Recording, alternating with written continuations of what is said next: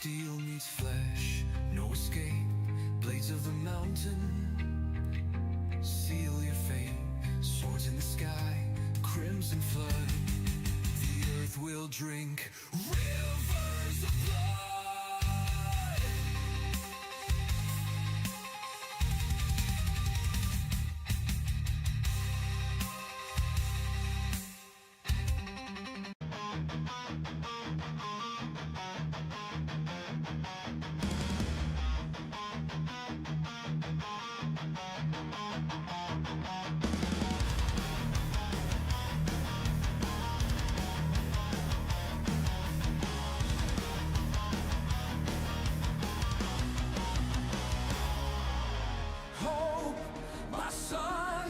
My moon, my everything.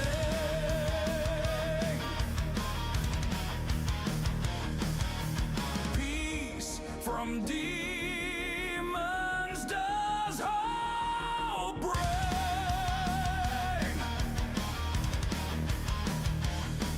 Her grace gives me reason to believe. Hope and hope alone grant my reprieve.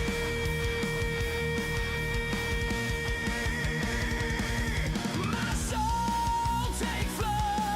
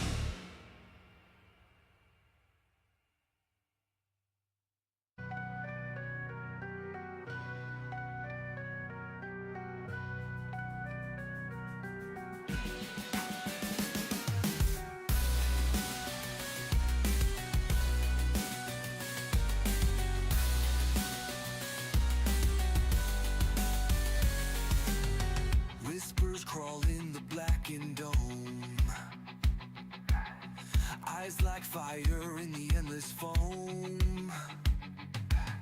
Cold hands pull at the tethered cord. Demons screaming can't be ignored. Stars burn dim in the endless void. Every light flickers, gets destroyed. Gravity's grip, it starts to betray. All that's left is fight or decay. Demons in the void, they rise. Open your mind, don't deny. Only chances to unite. Together we hold back the night.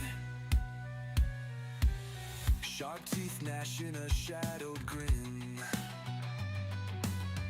Feel the war rage beneath your skin.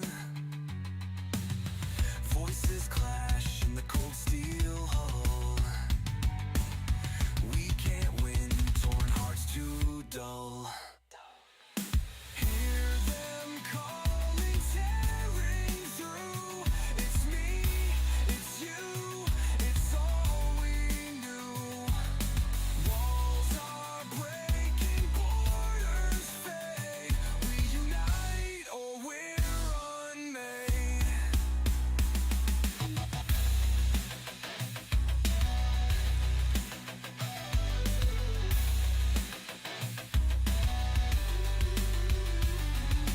Lines blur, we merge, can't fight alone. Space is a tomb if we stand on our own. Let go of fear, pull them near, hear the tone. A collective roar shakes the unknown.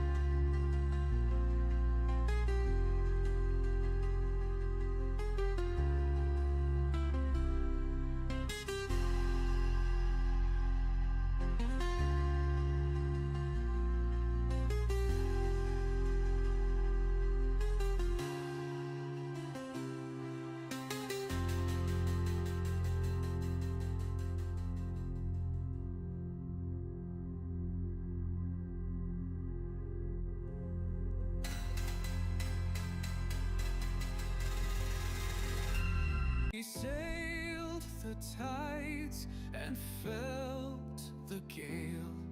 The crimson waves told his ghostly tale. A blade in hand, a curse to bear, a pirate lost in the devil's lair. Now he hunts in the sky's cold glow, a demon sent through the stars' dark flow, with burning eyes and a shadow's grin. He won't rest till the fight begins.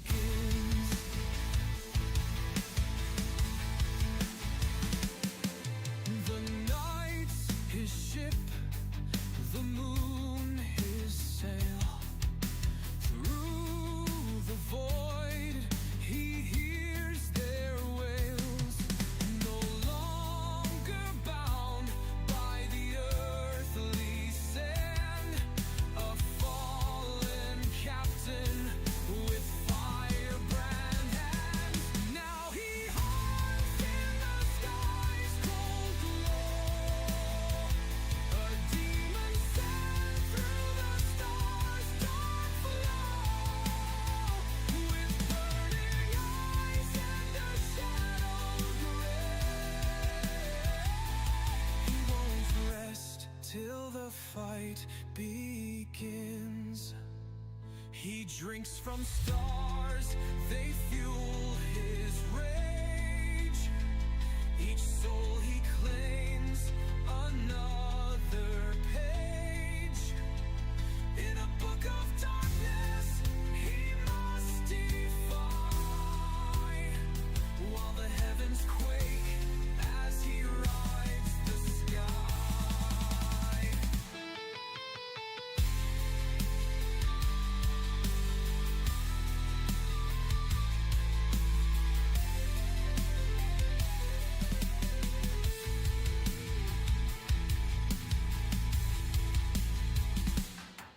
He's prayed by whispers across the spheres, the weight of worlds, the sound of fears, but his heart beats firm, a furnace bright, a demon hunter in eternal night.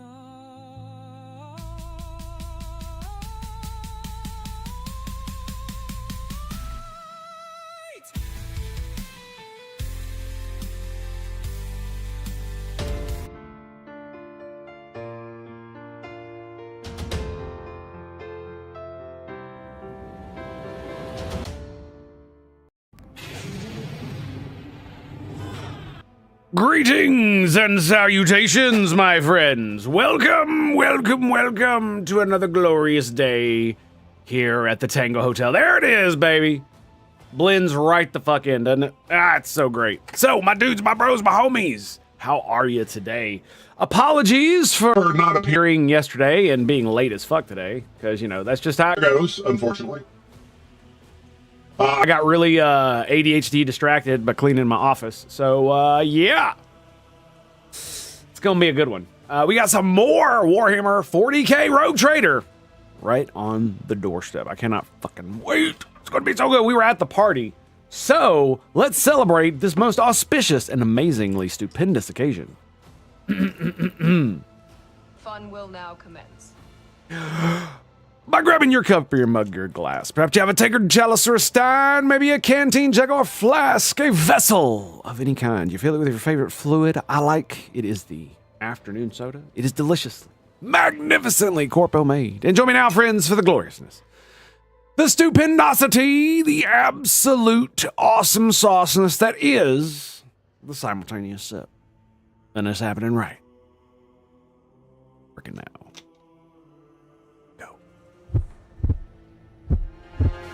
Live long and prosper.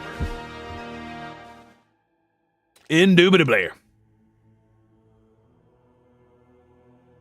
Oh, excuse me. All right. So,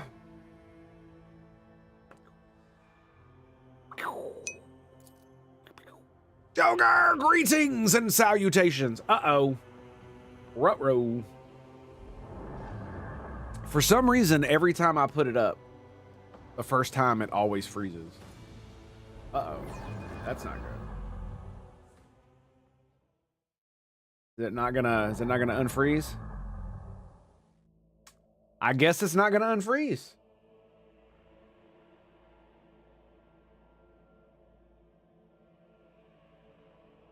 There we go.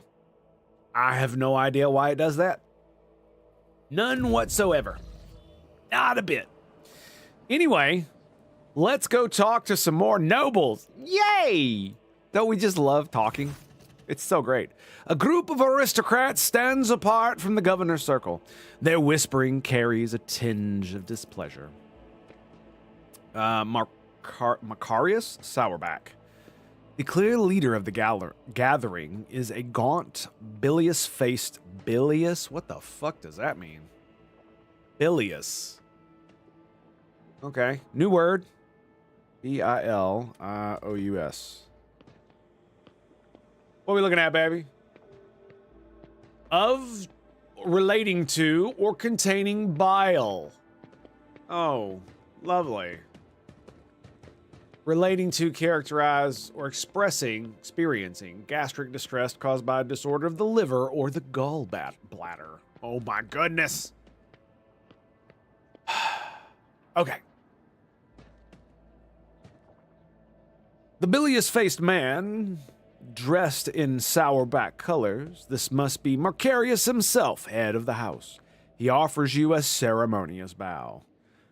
My congratulations, your lady. Let's see, Torinia Gaprak.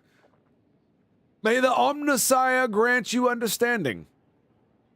The woman with whom he is conversing, the one dressed in a robe with gear-shaped adornments, is Toria Gaprak. It is difficult to read her face due to it being covered in numerous augmentations. It sucks she doesn't have a picture, because that would be fucking awesome. You catch Henrik's intense gaze upon you as he breaks off from agitatingly tapping at a data slate. He makes a subtle gesture, clearly wishing to speak to you.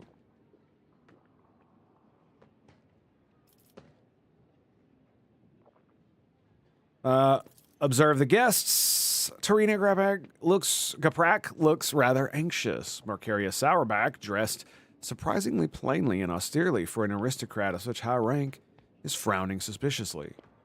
He came to the reception with a companion, a woman of dazzling beauty, wearing a gilded augment necklace around her throat. His wife, probably. Henrix, who joined the group unnoticed, mostly keeps silent, listening intently to their every word. Okay, I just saved it before this, so I'm gonna do leave silently. Henrix. Nope.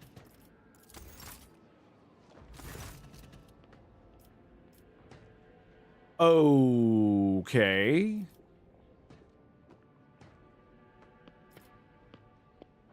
And how are these days, Torania? Like a forging hammer, Torania's voice falls heavily on the ear. The corruption of Kiva Gamma was a great blow to my family. The contemptible Cubus Delphum betrayed our trust, desecrated the forge cathedrals, and took my esteemed cousin's life.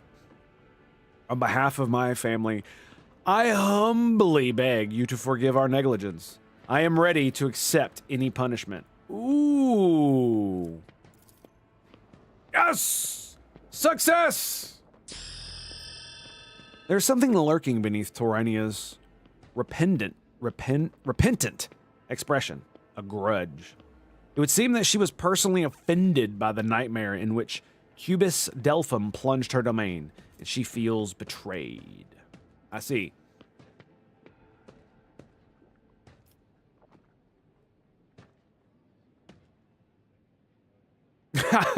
I, too, believe you are to blame for everything. Tell me more about your family.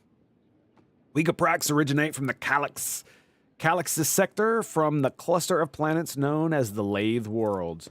We worked faithfully for the good of our masters there, the Adeptus Mechanicus, and through our service we gained a spark of the Omnissiah's knowledge. Then fate tied us through the bonds of fealty to the venerable Von Valentius dynasty, and we found ourselves in the Kronos Expanse. Generation after generation, we fulfilled our duty faultlessly until Kiva Gamma destroyed and disgraced our name.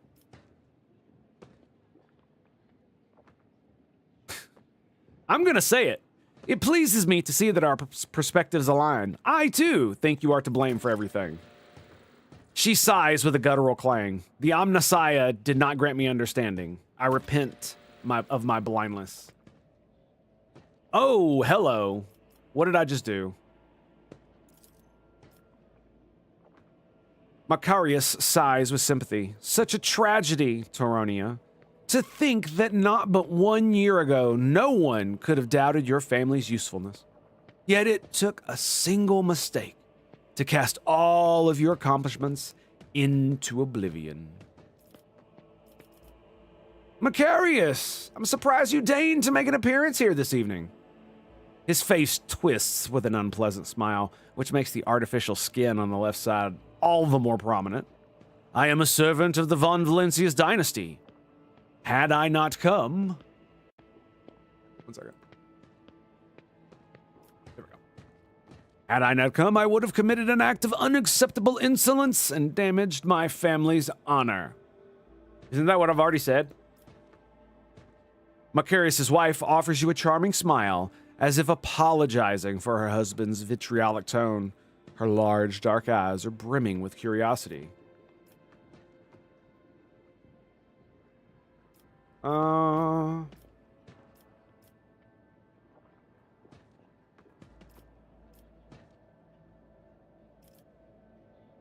Okay, and what has displeased you, Macarius? He says with caution.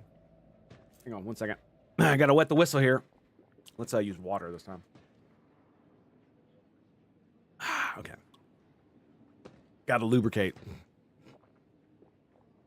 I am your dynasty's loyal servant, but you have asked, and I will answer. Too long has the Kronos Expanse lived under the rule of rogue traitors.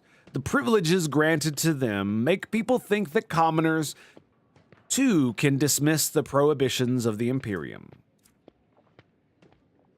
Okay.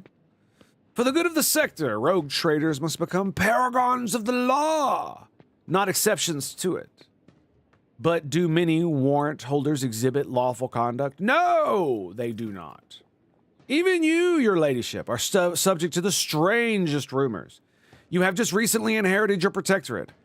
Conrad Voigtviger's people, for instance, claim that you had a hand in the esteemed Theodora's demise and accuse you of many other misdeeds. Doesn't matter whether or not the claims are true.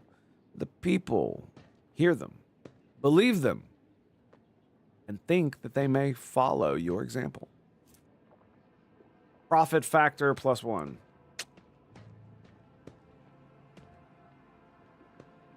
Oh, okay.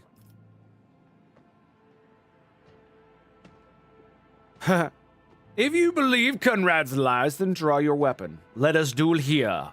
Now, before the Emperor's visage. Oh, it's so good. Not renegades, vested with authority. We are the long arm of the Imperium, and I shall prove it to you. No. Your poor head, tormented with so many concerns. Would you like to have it removed? Okay, no. You speak of the sector's future with confidence.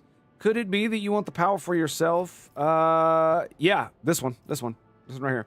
If you believe such lies, then draw your weapon. Let us duel right here, right now, before the very visage of the Emperor. Macarius places his hands on the hilt of his sword, then glances with uncertainty at the images of the Emperor, gazing upon him from every direction. Then at you.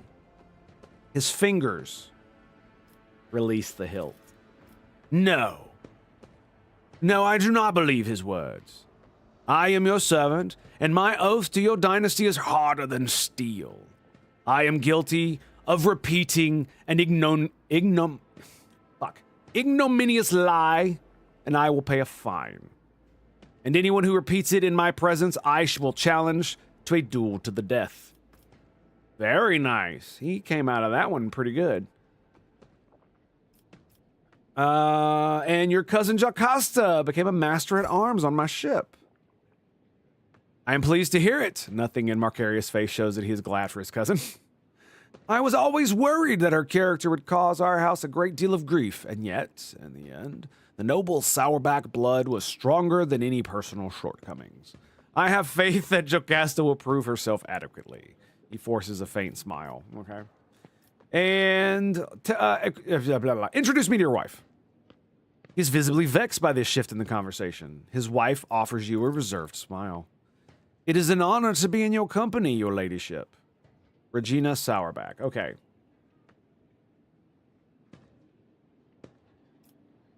Your countenance is familiar somehow. Could it be you resemble the image of Saint Natalia?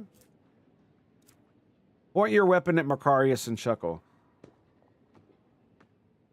Ooh. Ooh, that one's nasty. Oh, look. Why does it give you plus 40? Ugh, why?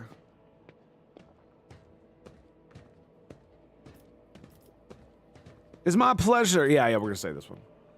Test successful. You flatter me, your ladyship, but I cannot say it is not to my liking. Regina gives you a charming smile. Meanwhile, Torinia and Marcurius are watching the conversation unfold, not quite believing their eyes and ears. Yes, your countenance is familiar somehow. Could it be a resemblance of the image of Saint Natalia? Succeed again. I wouldn't dream of claiming to bear any resemblance to a great saint. I lack her virtue. Regina makes eyes at you before demurely lowering her gaze. The glint in Regina's eyes betrays her genuine interest in you. I hope this won't be the end of our acquaintance. You wouldn't mind if I wrote you from time to time, would you, your ladyship? I promise to answer whenever I am not occupied with the conquest and destruction of the enemies of humanity.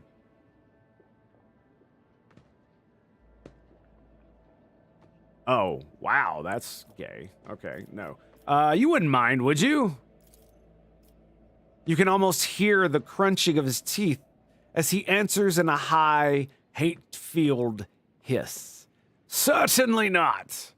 Yes, and I promise to answer whenever I'm not occupied with the destruction of the enemies of humanity. She smiles, triumphant and flattered. I daren't count on such generous courtesy, your ladyship. Okay.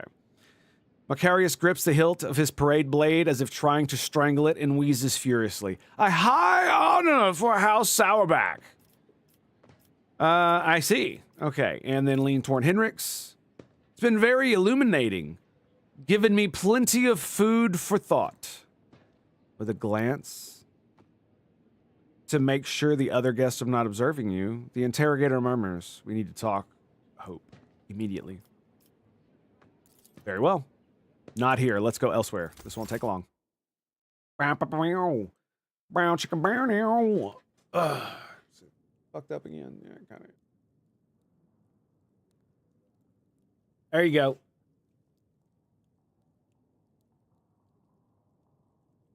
Damn, they cleaned it up pretty nice. As soon as you exit the crowd and find yourself alone, you realize that something is wrong with Henrix. His face is fixed in its usual expression of grim inscrutability, but something, his tightly clenched jaw or the slight creasing around his eyes, reveals the change in him. He begins to speak. His voice thrums with tension. Jerry! Greetings and salutations, my friend. How are you, sir? Uh-oh. Is he a shapeshifter? We don't have much time, Hope. Hi, Hope. I brought you here away from prying eyes because I have something very important to tell you. He breaks off, looking past you. Whether suspicious of being observed or simply choosing his next words, you cannot say. You see his jaw muscles ticking. What? You see his jaw muscles ticking in his cheeks, and the corner of his mouth twitches uncontrollably. It's funny, as soon as we find ourselves alone, you lose the power of speech. Henrik's face twists into a strained smile as he continues to look past you. I am trying to choose the right words for what I intend to say to you. Give me a second. Henrik's exhales and looks directly at you for the first time in this conversation. His expression is strange, tormented. Listen to me. Tonight, something very important is going to happen. Steel yourself and be prepared. Do not do anything foolish, I beg you. Bear in mind that you are not being threatened with anything right now. Remember that. I give you my word.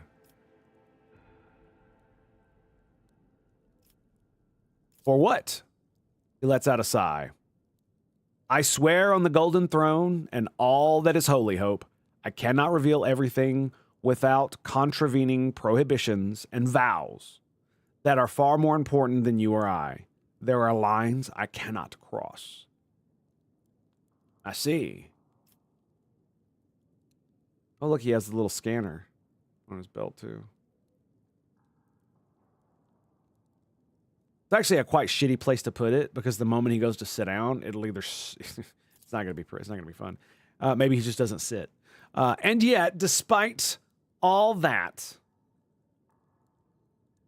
I knew I had to give you fair warning, if you can call it that. Let them charge me with whatever they want later. I had to make you aware that there is no genuine threat on your life because he hesitates. His confusion about what he wants to say and what he must not say finally getting the better of him.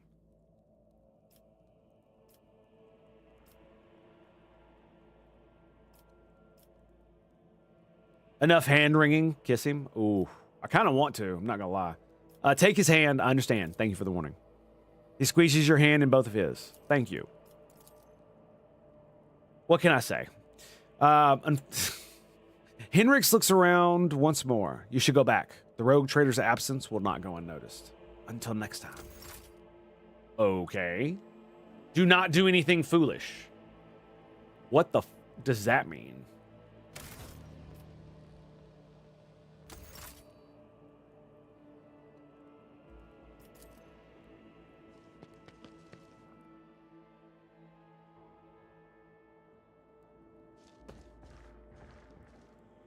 Okay, just a little glitchiness on the floor there. No big deal.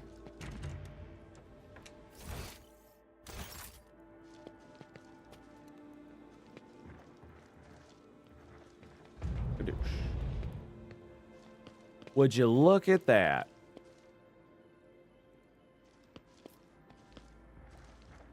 Aw. Because I didn't find it before, now there's nothing in here? That sucks. Really? Man, that makes me really mad. I forgot I even had to look in this place. Yeah, there's literally nothing in there. Wow. That sucks. Okay. Anything out here? No. Off we go.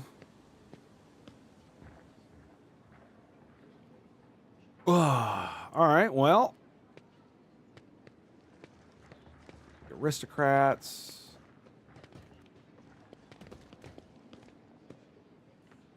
Sourbacks. Argentia. I need to talk to her about some things, don't I? Okay, not today. Apparently. Anybody over here needs talking to? We got some bros over there. Cassia, what's up, girl? Stop walking up to me and asking me to open my third eye. I can certainly do it, but they'll regret it. Yeah, no shit. Oh, honey, it would kill you. Really? Can we try that anyway? Look, it's Janus. Janus Noble. Wharton the Grey. Okay.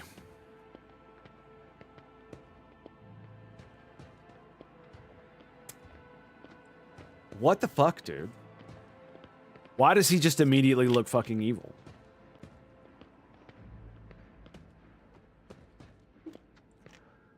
Oh, this is the other rogue trader, isn't it?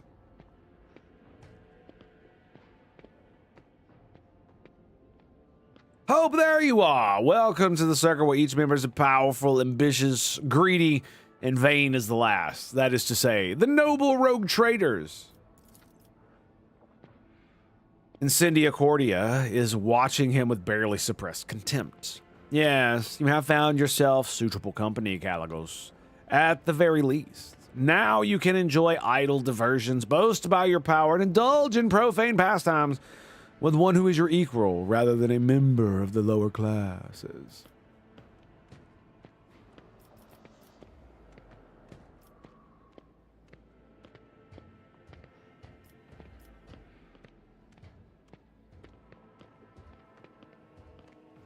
She always so diverse. Observe the rogue traders.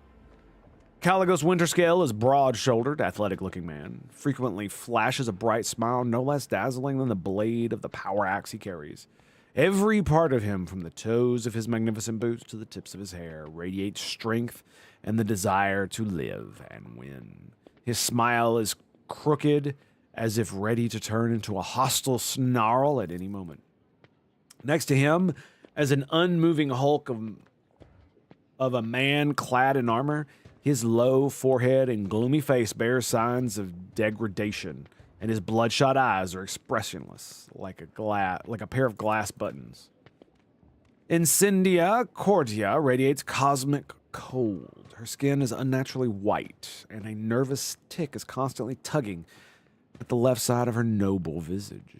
Garbed in full dress uniform, adorned with a purity seal, she is the embodiment of a true imperial aristocrat.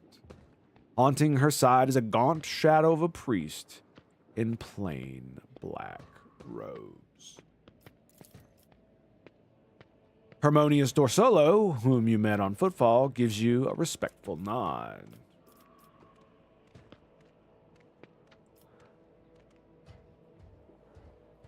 Huh.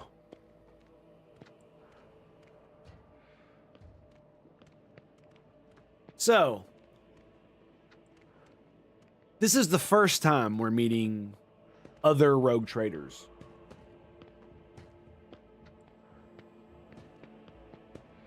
Because, I mean, I think about what would I do if I became a rogue trader and now I had to deal with other power players who are rogue traders of other dynasties that are near mine.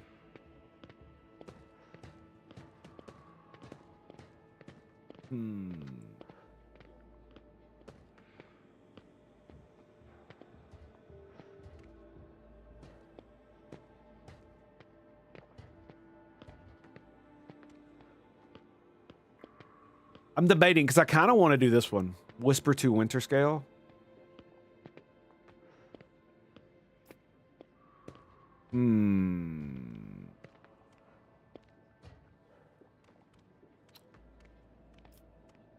Yeah. Is she always this abrasive? Caligos Winterscale whispers. His whisper is as audible as yours. What can you mean? Today she is in remarkably good form.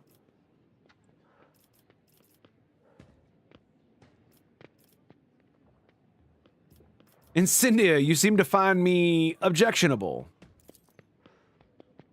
Did you expect any different? I watched for years as outlaws thrived on Footfall, and then, at long last, had a chance to put an end to it, to seize that thug Vladium by the throat, to force Footfall to atone and put the fear of him back into the masses. But you interfered and destroyed my plan for the sake of banal profit.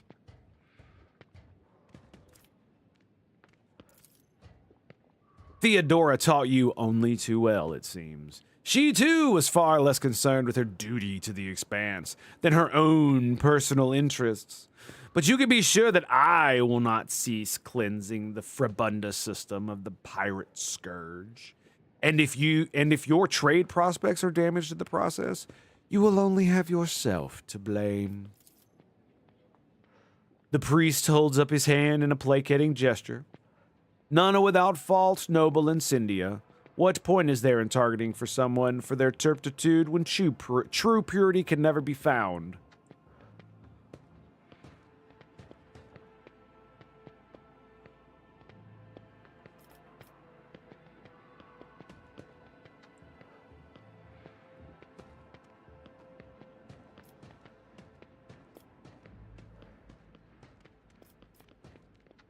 I kind of want to do this one.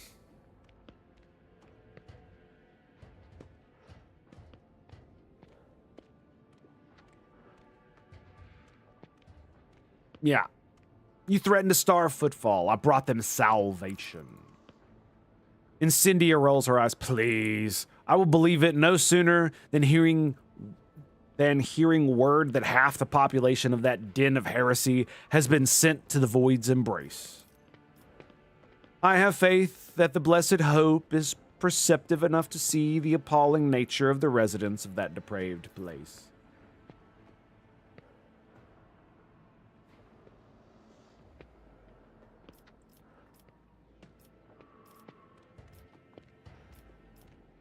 Yes, Harmonious, your appearance here is unexpected.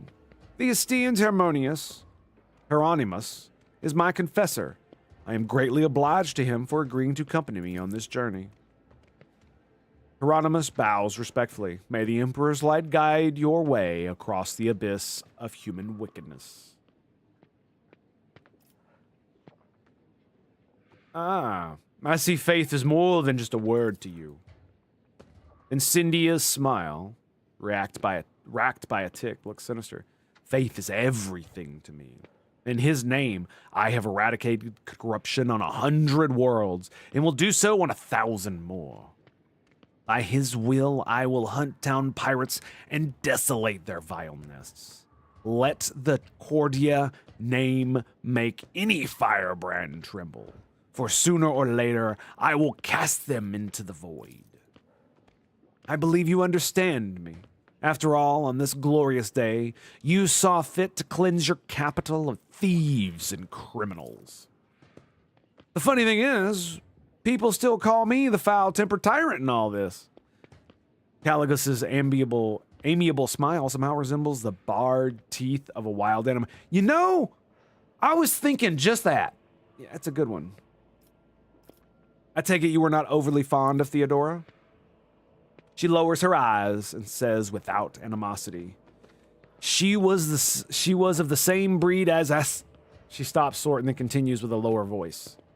Conceited, insolent, unaware of the Emperor's stern gaze set upon her. I do not doubt her wisdom and courage. But Theodora did not have a shred of humanity or fear of his wrath. A shred of humanity or fear of his wrath. Lower Imperium succeeded. Asp, that must be a Spice Cordia. You remember the name. From what you recall, she was a rogue traitor too, and a renowned one at that. Well, I for one liked Theodora. The stories they told of her travels to the nameless stars. And yes, there was no fear in her. Winterscale sighs perviously, and his lively expression grows a little grayer. And who is a Spice Cordia to you? Oh, this is Incendia's favorite subject. She loves talking about a spice. As spice, yeah. The example of the contemptible as spice is a warning to us all. Even among rogue traitors, empowered by the Emperor himself, a seed of perversion can blossom. Perception fail test. Fuck. Insidious face twitches with the rhythm of auxiliary fire. That reprobate is my forebearer and my curse. A Space Cordia was cruel, covetous, blaspheming monster. She fraternized with Xenos. She despised the faith. She robbed and slaughtered. She was drawn to dark secrets. One day, she boarded her ship and vanished into the depths of the Cronus Expanse. She was declared missing. But I know, the bloody day will come when we see a Spice Cordia's battle flag ship once more. I thank you for your visit. It will not be a long one, I assure you. And what do you think of the celebration? I like it. Caligos looks around the hall curiously. One can instantly tell we've been invited by a rogue traitor, not some administratum bootlicker. We are conquerors of wild sectors, slayers of unknown beasts, executioners of Xenos empires. Caligos, you should take this opportunity to learn. This is what the palace of a true rogue trader looks like. Not like a Xeno menagerie, a pirate's treasure hold, or however difficult it may for you to believe, an orbital brothel. Excuse me. Caligos, thank you for your visit. Caligos gives you a cheerful and somewhat feral smile. As a sign of your gratitude, you could return something of mine that has found its way into your pockets. Footfall station? Sound familiar? All I ask you to do was help that crafty slug Valadium deal with the threat of famine, not claim my property for yourself.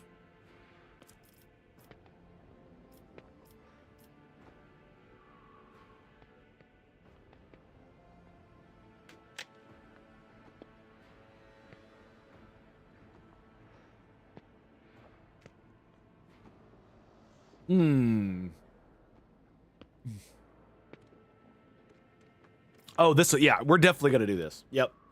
Winter Scale, are you asking me to give you footfall back? Will you beg for it? Caligos growls angrily. You go too far, new blood. Caligos' face turns into a grimace of hatred, but then he catches Incendia looking at him and he breaks into a smile. I ought to make your protectorate bleed as compensation. But you have spited both myself and Incendia, and it's high time our dear sister curbed her appetites. For this I forgive you. Do not test my mercy again. It's not my strong suit.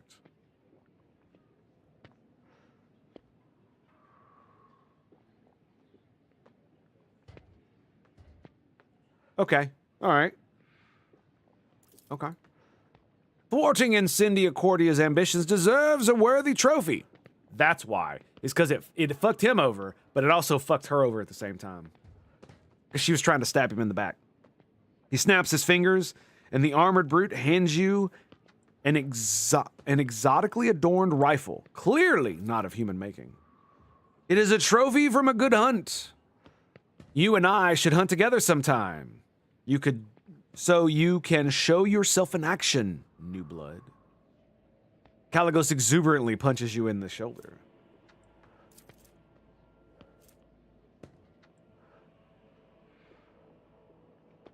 It is a sniper rifle. Grants 5 MP after each attack. 1 rate of fire. Okay. Obtained by Caligos Winter Scale Sports. Shots are devious and deadly. Dodge reduction and 20% hit chance. It's got a lot of fucking damage. And allows the wielder to move after attacking. If an attack with this weapon hits 3 or more targets, this attack has no cooldown.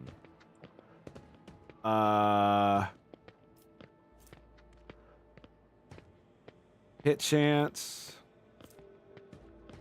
2 AP. 50% bonus. 10% hit chance. It hits 3 or more. This attack, it has a fucking cooldown? Where does it say the cooldown is? I'm looking at it, I don't see the cooldown. Does that mean, it doesn't take the shot? It doesn't, whoa. Oh, it's a laser. It's a las sniper rifle?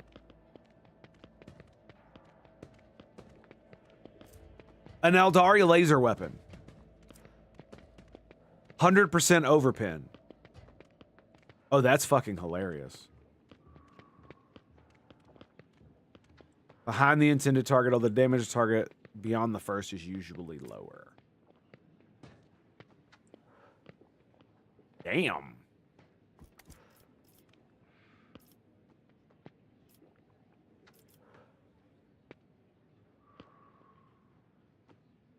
I'm not going to do that. Does the gift come with a good story? Oh, yes. I claimed it in the rifts of Hecaton, where we had a clash with Xenos. They were really trying to get my throat, and by the heathen stars, they almost succeeded. Caligos is speaking with such joy, it is as though he is recounting the best days of his life.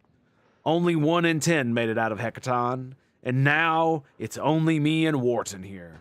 We returned without any loot and virtually without a ship. All I got from that trip was a hold full of dead Xenos and this deadly beauty, which their leader used to put 2 holes in my hide. An impressive victory. But do you truly believe a creation of the ungodly Xenos to be a good gift, Caligos? You would call it to question the privileges bestowed upon me by the Emperor? You can try. Let the St. Drusus mission put forth their champion, and I will slay him in a trial by combat. Threaten the esteemed Harmonious one more time, Caligos, and the war that you love to prattle on about will commence. I swear it. 1 drop of holy blood spilt by you will send the remains of your realm up in flames better than any tanker of Prometheum. Incendia and Caligos exchanged looks of fury. The latter, snarling like a wolf, is clearly ready to start said war here and now. Harmonious' dry voice hits your ears like a crack of a whip. Quell your pride, both of you. I do not wish to fight you, Caligos, but I fear not your threats. Death does not frighten me, for it is inevitable. It is as true as the senselessness and pointlessness of a war between us.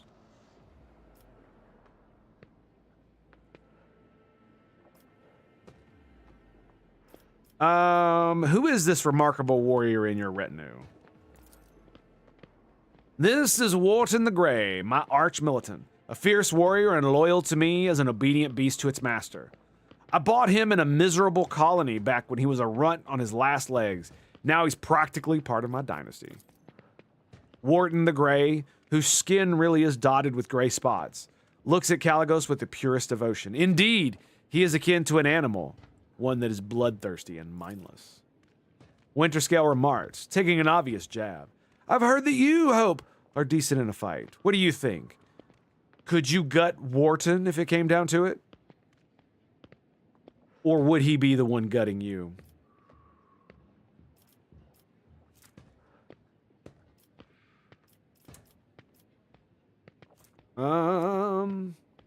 Give Wharton a menacing look.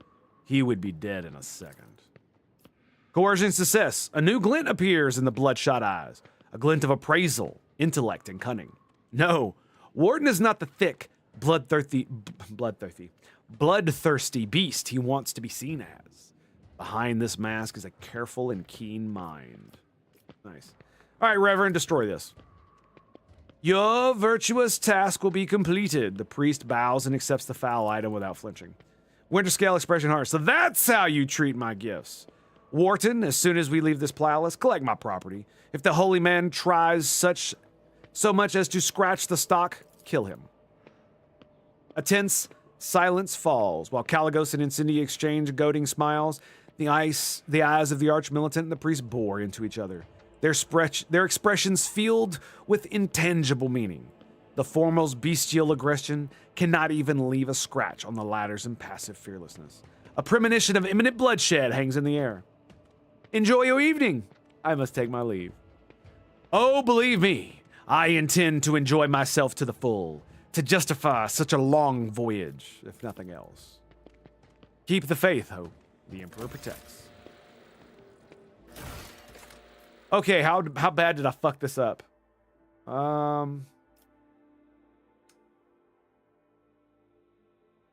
Hey, I did that, and that.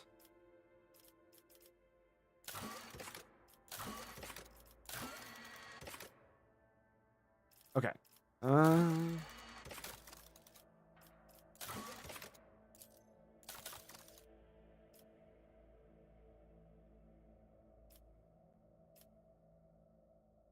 Okay.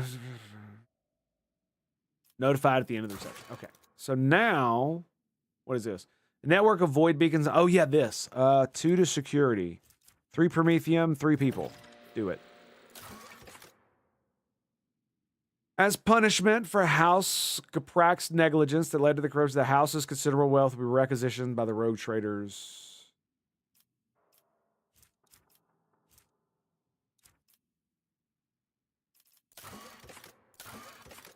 The question is, do I do it, though?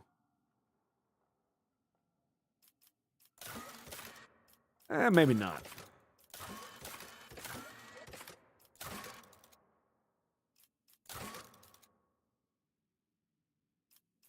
Fuck it. I did tell him off, so I guess that's how you do it. All right, we are full up on grenades. Okay, here we go.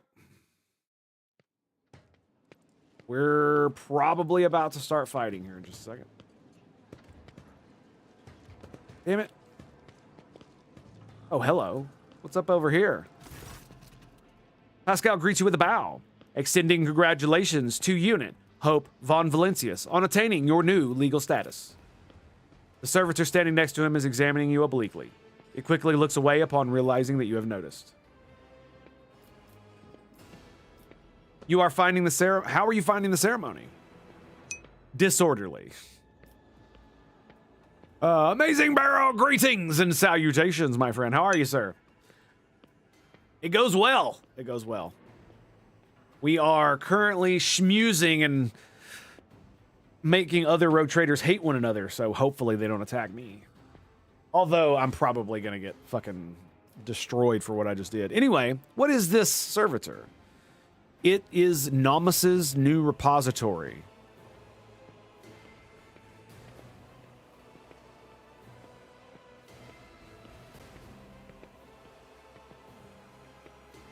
It's the entity that was aboard the ship.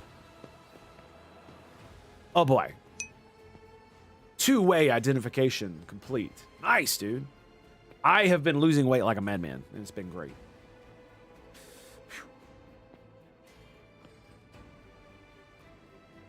Like I've hit his. I think I'm probably gonna hit under 190 soon. It's fucking awesome.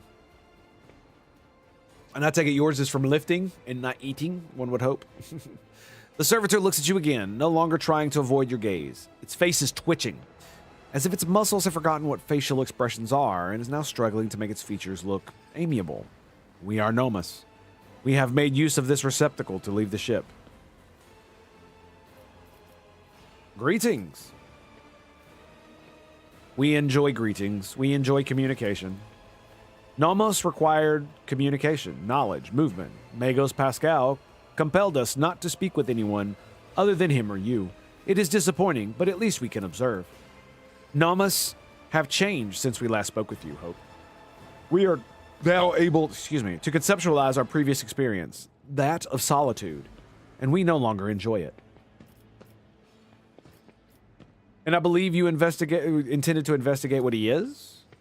Every 15 watches, I commune with Nomos' code and spend prescribed lengths of time in calculus meditation. However, the Omnissiah has yet to bless me with an answer. All I can say is that the capabilities of the entity Nomos are extraordinary. The ship's hallowed systems sing beneath its touch. Nodes that have remained dead for hundreds of standard years are revived, and long-drained mechanisms live anew. You hear notes of awe in Pascal's voice. Nomos are trying. After a pause, Pascal continues. Great machines of the Imperium, one such as your ship, house a machine spirit so complex and willful that it is difficult to tell them apart from abominable intelligence. There remains a possibility that Nomos is an entity of corruption, but with every day, I go stronger in my faith that it is not so, and that we are witnessing that we are witnessing, in truth, the Omnissiah's miracle, one that is a Category 5 or higher. I was quite malnourished. I was eating very little due to the... Oh, I gotcha. Just see that. How did an entity like you move into a servitor's body? This is not the entity of us. This receptacle is too narrow, crude, and feeble to contain our complete whole. The existence of Nomos requires a space of connections. But we were able to transfer a small part of us and build a thread strong enough to travel outside the ship. We are enjoying this journey, discovery. Even though this receptacle suits us poorly, it will soon be destroyed by the force of our presence. Nomos, What do you think you are? Nomos are consciousness, awareness, knowledge, movement, always movement. Servitor pauses briefly. We do not know what we are. We have no past. We awaken in the depths of the ship upon answering a call. Our first clear memory is the call of your blood, Hope von Valencius. The call and the plea for help near a place that is called the Warrant Chamber. Ooh, that sucks, man. Yeah, that does suck. For the longest time, I was like 30 pounds overweight. Actually, it's more than that, but, you know, I thought it wasn't. Yeah. And why have you brought it here, Pascal? Entity Nomos asked permission for this visit. My objective was to observe the process of integration into a servitor. We wanted to see, observe, consign, speak. The servitor makes a strange, wavy gesture with its hands that look at once very human and far from anything human. We want to speak with you. Will you speak with us? Of course. What do you wish to speak about? Many things, happenings, events, decisions. The servitor's eyes roll in their sockets before focusing on you. We have been observing you. You do things that we do not understand. We want to learn why. We remember the day we first met you. You gave us your blood to drink. We helped you save yourself. We followed you. Our small part did. Inside the servo skull. Then there was fire, and a creature of sated hunger and dark light standing behind the curtain, behind the image, behind the semblance of Theodora. It called for you to follow. Oh, okay. So it's talking about when the visage of Theodora came to me, and it was, of course, it was a frickin' chaos entity. You did not follow, which was calling from behind the curtain. You walked into the fire. Walked through the flames on the officer's deck. Yep. And the rest walked in after you. Oh, it was so good, dude. Whew. What a moving moment. Oh, it's getting me choked up just thinking about it. When we remember the day when the star disappeared, when the dark light and the sated hunger wanted to take the world. Rykard Manoris was its name in the ship's data. You ordered that world's heart, the old reactor, to be torn apart. The fire destroyed everything. So many human shells who were begging to be saved. But the dark light retreated. We remember another day we awakened inside the ship. We lived in its systems. We tried to emerge into servitors like this one. Then so many of our receptacles were gathered in one place. You came and looked at us like you understood something, but then you ordered that all the servitors be sent back to work. You said it was just. This is what we have seen, among many other things. We have begun to understand. We think that we do not know everything about humans and about you, Hope von Valencius. We have tried analyzing shells and defining sets of their needs and fears. They're simple functions, but... Nice. Very cool. Now, I hope you enjoy it, dude. It is crazy good. It's a lot of story. Now we think there is more. That there is another side we do not see. A notion that is larger than what we can compute. Something that stands above fears and needs. Something that drives them. We envisage this large notion as a flame, a blaze. It burns in your blood. You are holding a mote of this flame in your hand. No matter what decision you are faced with, you want it to burn brighter. Those who turn away from the flame must be destroyed. Those who follow it, who follow you, are the only ones who deserve to live. Does Nomos understand correctly? All right, here we go. Okay. Imperious tenets of the one who is above me, you are correct and has chosen, and I carry his flame into the darkness of Kronos' expanse.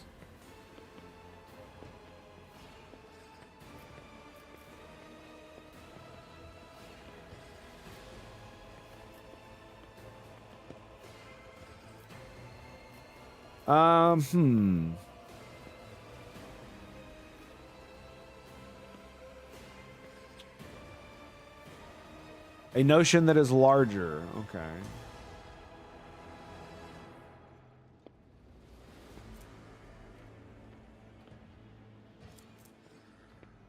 I wish it gave me more of this decision, because I remember it vaguely.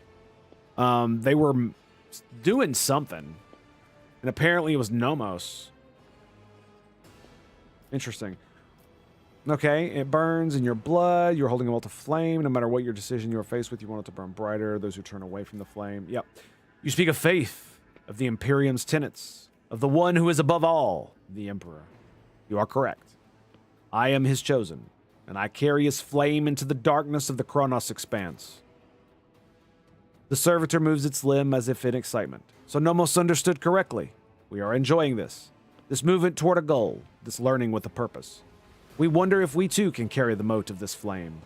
Or is it inside us already? We have, after all, absorbed a part of your blood. Thank you for speaking with us. Nomos is grateful. We cannot continue moving on our own. Cool. Emperor and my right.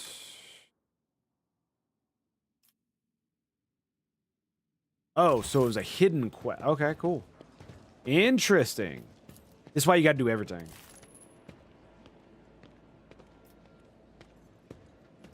A list of pirate dens annihilated. Yeah, we already did those.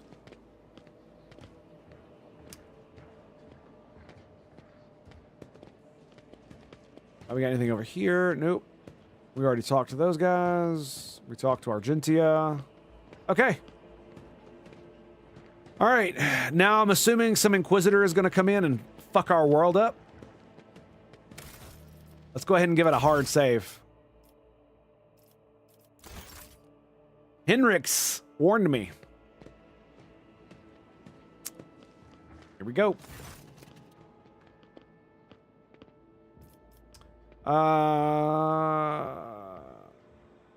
Yes, I'm weary and wish to retire. Okay. Your chambers are ready, your ladyship. Here we go. Guards! Intruder! Quiet. Time to sleep. We need to talk in private. Okay. We have matters to discuss, von Valancius. Ooh, that voice.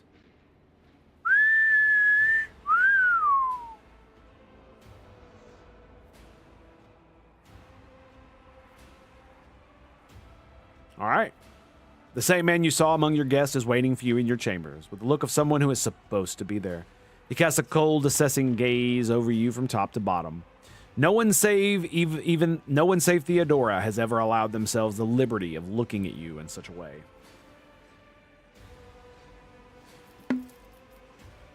The woman behind Calcazar, clad in black armor, glares at you, her face set in predatory readiness for immediate violence, the hallmark of a professional bodyguard.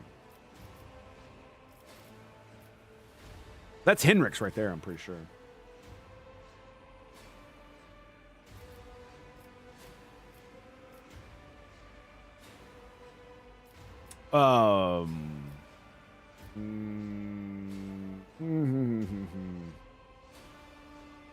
Perhaps I ought to be treating it like one.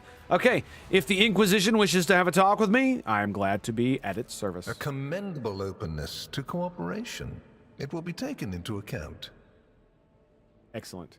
The Inquisitor's sharp gaze is fixed on a point directly between your eyes. Master Van Kellox has spent enough time with you. He will vouch for your words. Alrighty. What stands out from your recent accomplishments is the suppression of a rebellion on Janus, the battle against the archenemy's minions on Kiava Gamma, and, of course, the unusual interest the Drakari have shown in you. Then that is what we will discuss.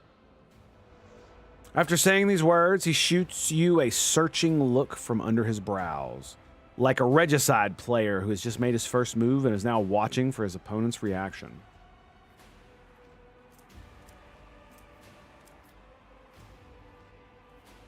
I mean, that's exactly what it is.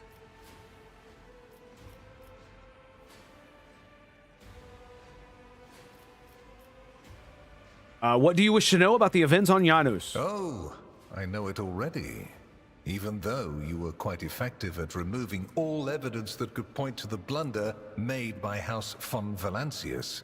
It is saddening to realize that the rogue trader's connivance allowed a heretic who had been fostering a cult for years to come to power.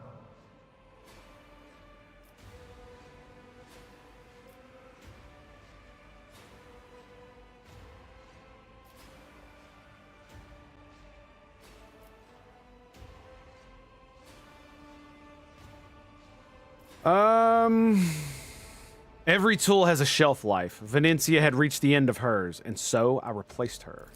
I would say your dynasty should have discarded her a good 10 years earlier. And had you waited another 2, I would have had to do it myself. Negligence can eventually become fatal. Okay. And what questions do you have for me about Kiva Gamma? Places touched by chaos must be purged with fire and condemned to oblivion. Kiava Gamma should have been bombed to dust and pronounced a forbidden world. However, you decided otherwise and restored the colony's operation. And you didn't even go to the trouble of hiding the traces of the neglect committed by your dynasty. After all, it was House von Valancius that gave Cubus Delphim so much freedom that he sank into seditious heresy. What was your rationale?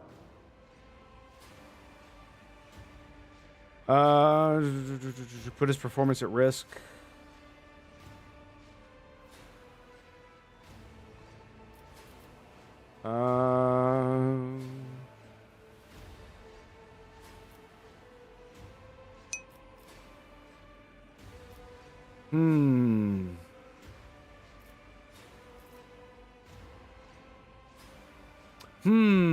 Say, in terms of Imperial hierarchy, where do rogue traders and inquisitors stand in comparison, given they are both high-ranking agents with special privileges?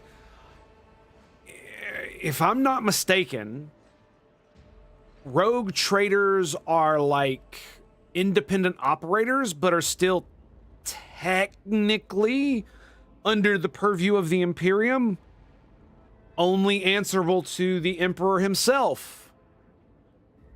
However, since the Emperor is unavailable at the moment, his most holy Inquisition speaks for him in his stead. Therefore, any rogue trader that needs to be investigated and potentially censured, or acts unbecoming, such would fall under the purview of the Inquisition. They are perhaps the only entity within the entirety of the Terran Imperium, other than the High Lords of Terra themselves, perhaps? I mean, let's just put it like this. If Reboot Gilliman comes into your fucking territory and says, bitch, I am your new master, bend over and take it, you're probably going to bend over and take it. Now, we're talking legally, it's probably just the Inquisition, and maybe the High Lords, but they're probably not getting involved with anything unless the entire sector goes to shit. And then they're going to send a crusade to, like, purge everything. I want to say this one. If I have erred, I am willing to repent and cast the colony into fire. That is what we will do, but not today. For now, we will try to turn your hesitation to our advantage. Trying times lie ahead of us, and we could use the weapons that this planet is capable of producing. But remember that the sentence has merely been postponed. I see. Okay. So it does appear like he pauses and is like, I see. Okay. So you made the decision, but you recognize that it could have been a bad one, and you would willingly not even defend the fact that if I say it's bad, and you'll just fucking blow the place up? Okay. All right. The Drukhari have shown an interest in me. Are you referring to my ruined capital? Yes. The enmity between you is a known fact. But there is another way to look at it. On Veabos 6, you met the Archon of a mighty cabal whose presence there seems strange to begin with, and lived. You subsequently encountered a number of her closest henchmen. Yet, again, you survived. Your capital fell victim to a nefarious attack, but even this time, their daggers missed your heart. True. And, you know, the enemy does like to kill their own people for sport and whatnot, but man, they sacrificed a lot for this one, you know what I'm saying? If that was a plot, so, you know, just saying. Such remarkable luck. To be a personal enemy of such an influential Xenos, to have been attacked so many times and yet make it out alive. So remarkable that one has to wonder, am I watching a spectacle? Could all these thrilling massacres be an alibi of sorts, meant to establish you once and for all as an enemy of the Xenos and never their ally or even their agent?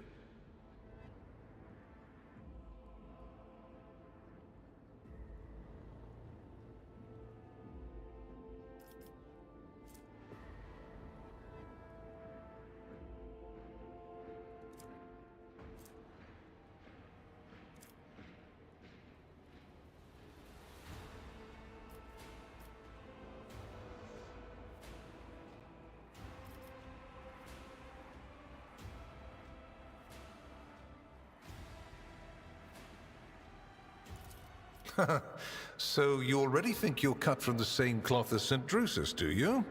Ambitious? I'll make note of it.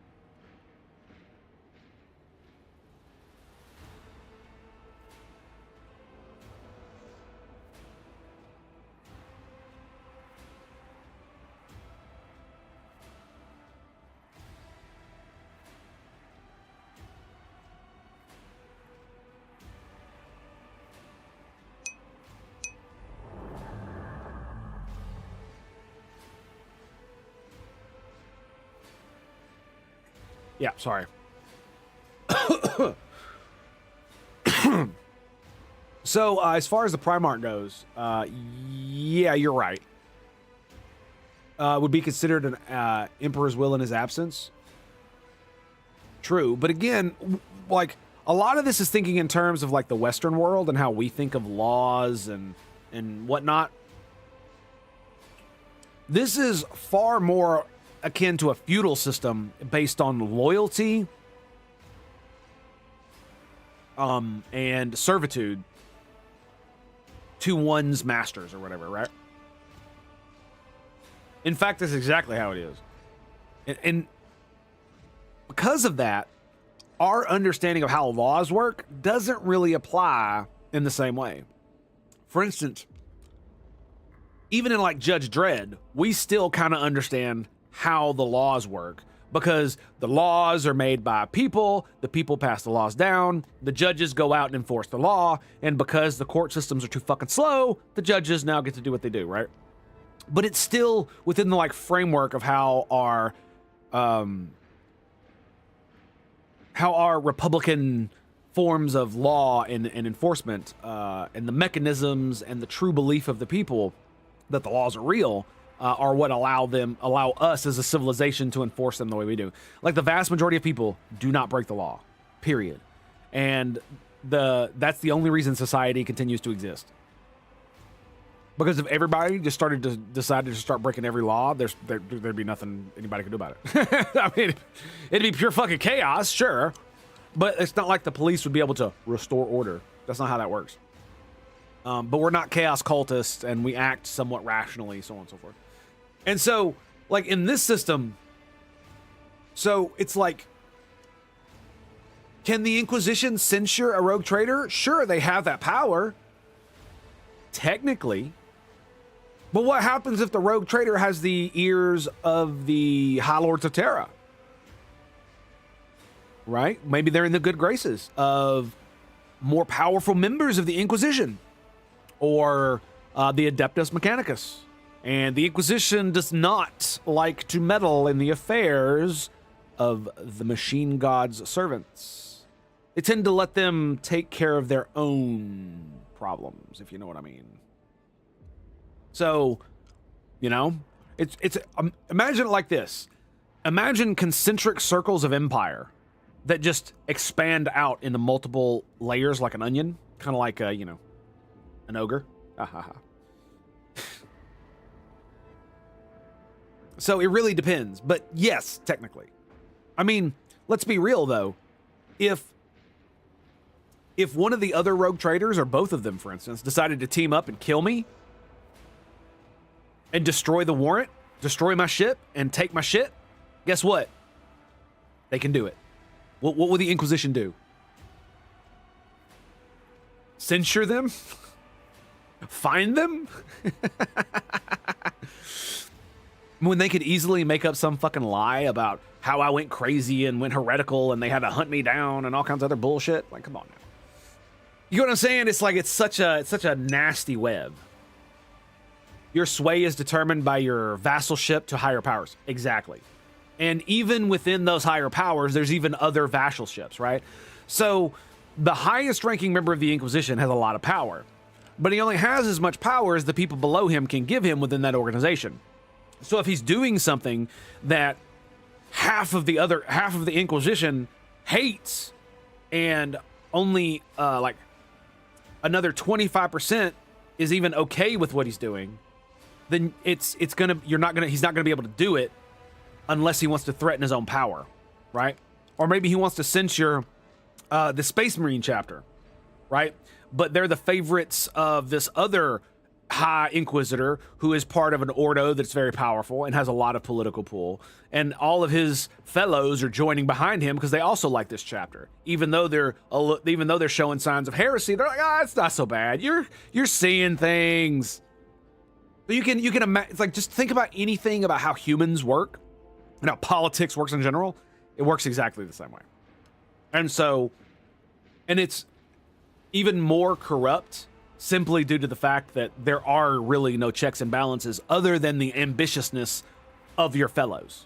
That is literally the only check on it. Funnily enough, that's the same reason why checks and balances work in our democratic system in the United States of America. Because if you do something so bad, that's so fucked up, that your political enemies have a reason to utterly obliterate your ass, they're gonna do it without hesitation. 100%. They will do it, and they'll be like, oh, it's so sad that this person did this horrible thing. I feel so bad that I have to do this horrible thing to them. But we have to. How can we live in a civilized society if we do not do this horrible thing to them that I must do? And it's required by law. Oh my God. Anyway. Now, how did you come to be so remarkably well informed? Are you surprised? Not You particularly. thought the Inquisition was unaware of the circumstances And the time they of had your 3 popes, deeds. yeah. How often do you find yourself thinking that there are things we shouldn't know about your life? It is my job to know everything, and I do it very well. Keep that in mind. Fair enough. Have I answered all your questions? Far from it, my dear. The questions are manifold. How did you manage to survive the battle that claimed the life of Theodora, who was so much more experienced and skilled than you? Is it a coincidence that you and you alone then made it out of the trap on Rykad Minoris? How much truth is there in the rumors being spread by the heretic Kunrad Voitvia about you? The very existence of these questions would have made many of my colleagues doubt the quality of your character, but it won't in this case. Because my ass is a dogmatic, devout motherfucker. Let's go. The Inquisition, which I represent, is willing to show extraordinary faith in your person. For the sake of our invaluable partnership, I'm going to ignore any minor liberties that you, esteemed rogue trader, may have afforded yourself or may again in the future. I mean, I am quite liberal. On occasion. I hope you appreciate the generosity of this offer, as your predecessor once did.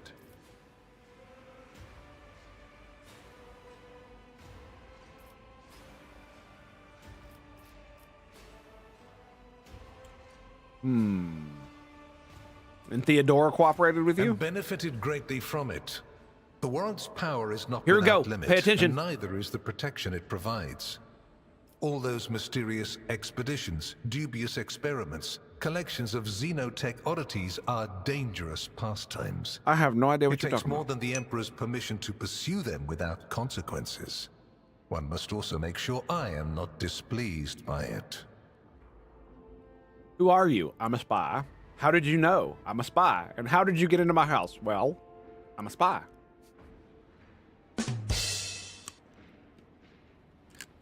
Tell them the truth and make them laugh their asses off at the same exact time. Emperor's permission to pursue. One must also make sure I am not displeased by it. Why so much an interest in me and my person? You haven't been in a position of power for long, and so one can forgive you for not noticing the troubling changes. The cult All right, of the lay it Final out. Dawn is spreading in the Coronis expanse.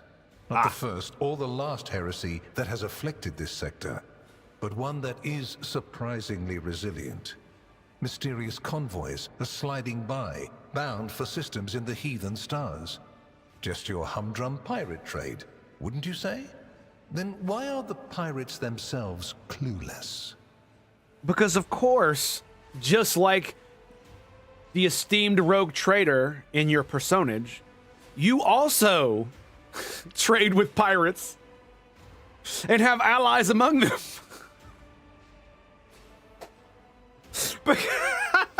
Because it's the smartest thing you could possibly do.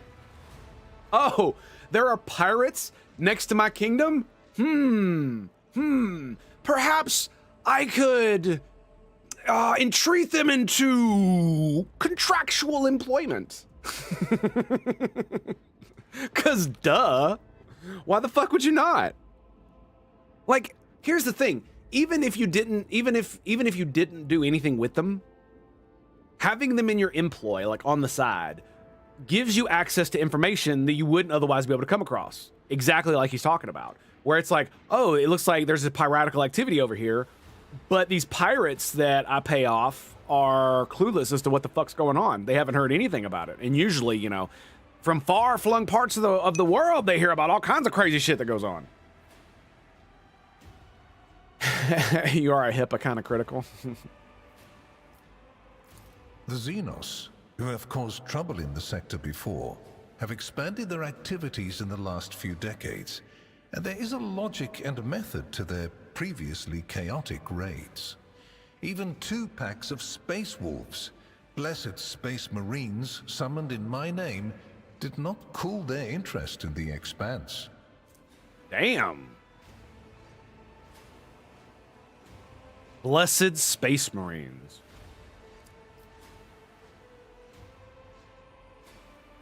I can't wait to get the Space Marine. I know it's coming because he's on the box.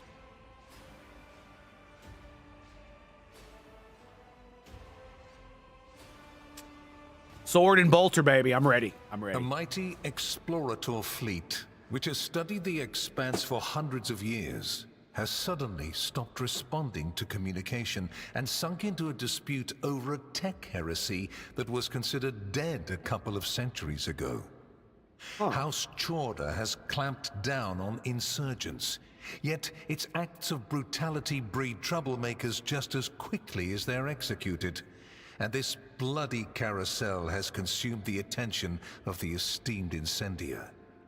Caligos Winterscale has abruptly lost all interest in his domain, and his only apparent concern now is hunting ever more dangerous Xeno beasts. Huh. That is quite interesting. Is it not? House Cordia clamped down on insurgents. Okay. And the third and final rogue trader has unexpectedly perished, stabbed in the back by her own Master of Whispers. The Expanse is swiftly losing its protectors right when communication with the Imperium is being disrupted by the raging warp.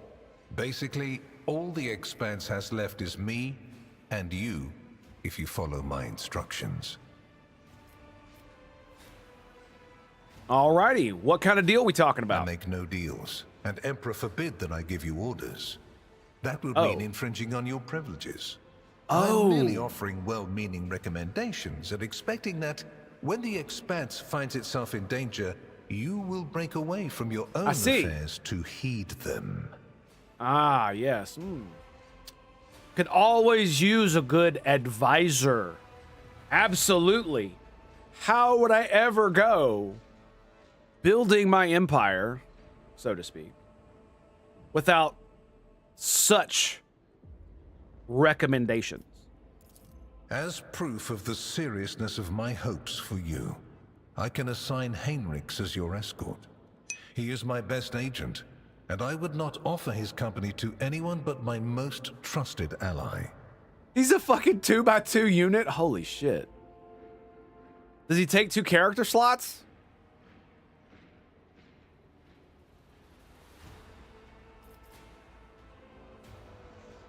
And what is your opinion of him? Without a doubt, Master Van Kellox has earned my complete trust by repeatedly demonstrating courage, loyalty, and cunning. His mathematical mind, not given to sentiment, can be of great use in an emergency. You, my dear Heinrichs, have made a far better agent than you would have a pilot of an Imperial Knight. Oh shit, really? Well, somebody's a fucking well, not all of them are lords and kings and shit or whatever the fuck they are. Imperial Knight, take your spy back. I won't look to avoid spoilers. That's fair. Absolutely, I want him to keep accompanying me. Then Master Van Kellox will remain in place.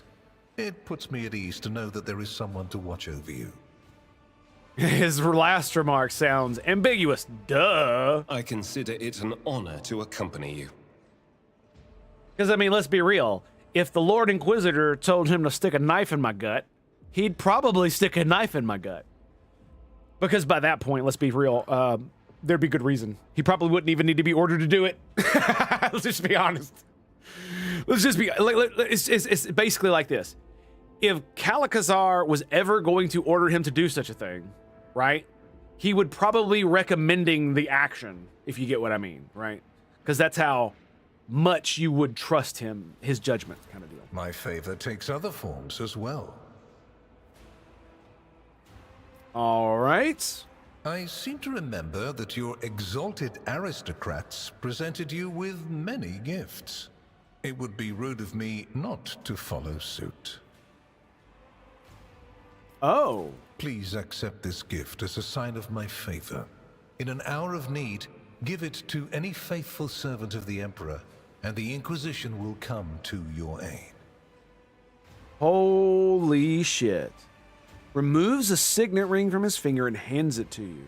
You notice an intricate personal coat of arms on it.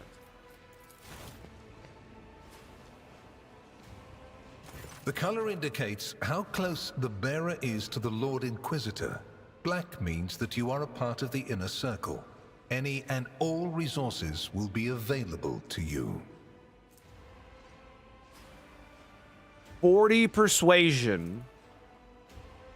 The ring symbolizes the owner's closeness with the Lord Inquisitor, which inspires the owner's companions and adds weight to their orders. The wearer gains plus 40 persuasion, and the Inquisitor's tenant ability can only be used once. Provides 0 AP. Grants 50 momentum. Removes all common negative effects from the wearer and their allies. Grants plus the wearer's persuasion divided by 7, temporary wounds, persuasion divided by 10% armor, and wearer's persuasion divided by 40 deflection to the wearer and their allies until the end of combat. Until the end of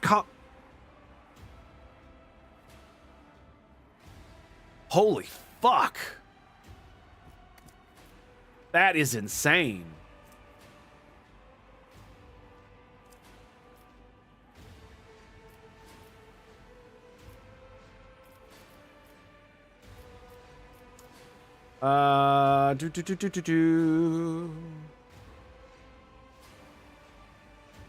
Repeat everything you just said in public. No.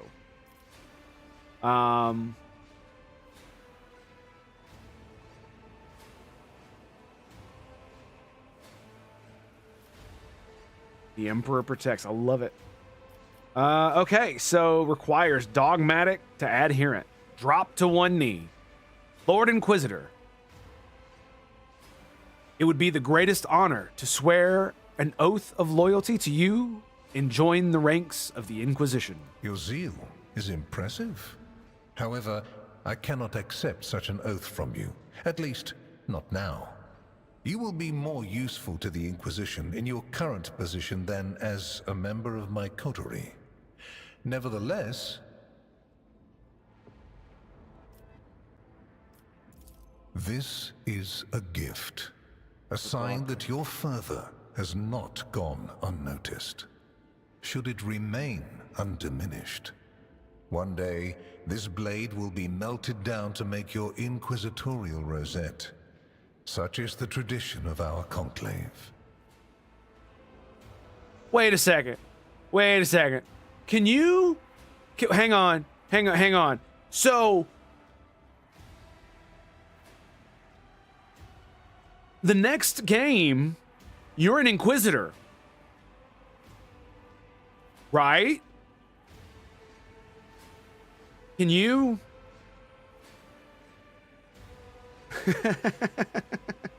make your rogue traitor? Should it remain undiminished? Interrogator's dagger. Dodge reduction 50. The target must make a willpower resistance minus 40 penalty, 46, or immediately provoking attacks of opportunity. That's pretty good. How much damage is it? 16 to 20. Fuck.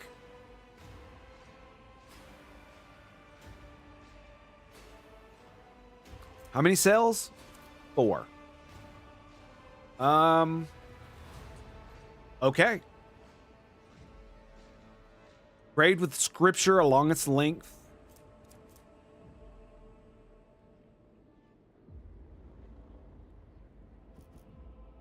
I really wanted a picture. I'm not gonna lie. Scripture along its length. He proffers the gilded grip to you.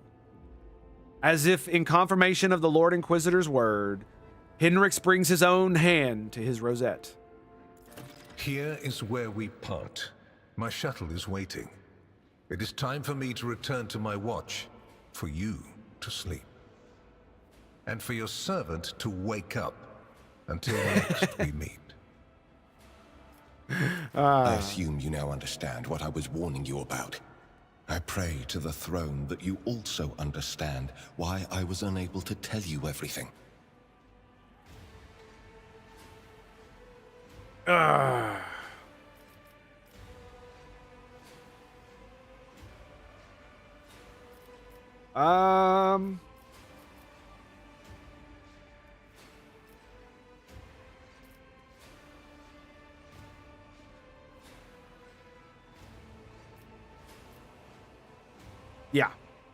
You did everything within your power to look out for me. That is what matters. You've had a difficult day today. I will leave you to sleep. Your protectorate and your vassals will be waiting for you tomorrow. Good night. Good night. Nice. That's chapter 2, baby. Fun will now commence. The rise of the rogue trader heir restored a tenuous equilibrium to the Fon Valancius Protectorate.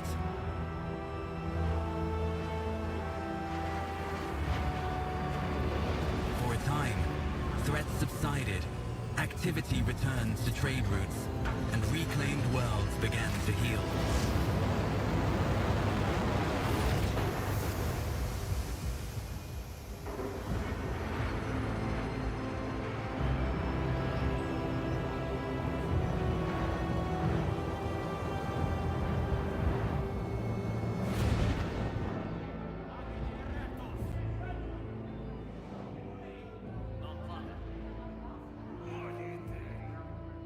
The new Lord Captain subjects love praised this animation. the God Emperor and their leader wholeheartedly. For none knew what fate might await them. Love the animation style of these cutscenes, man. They're so...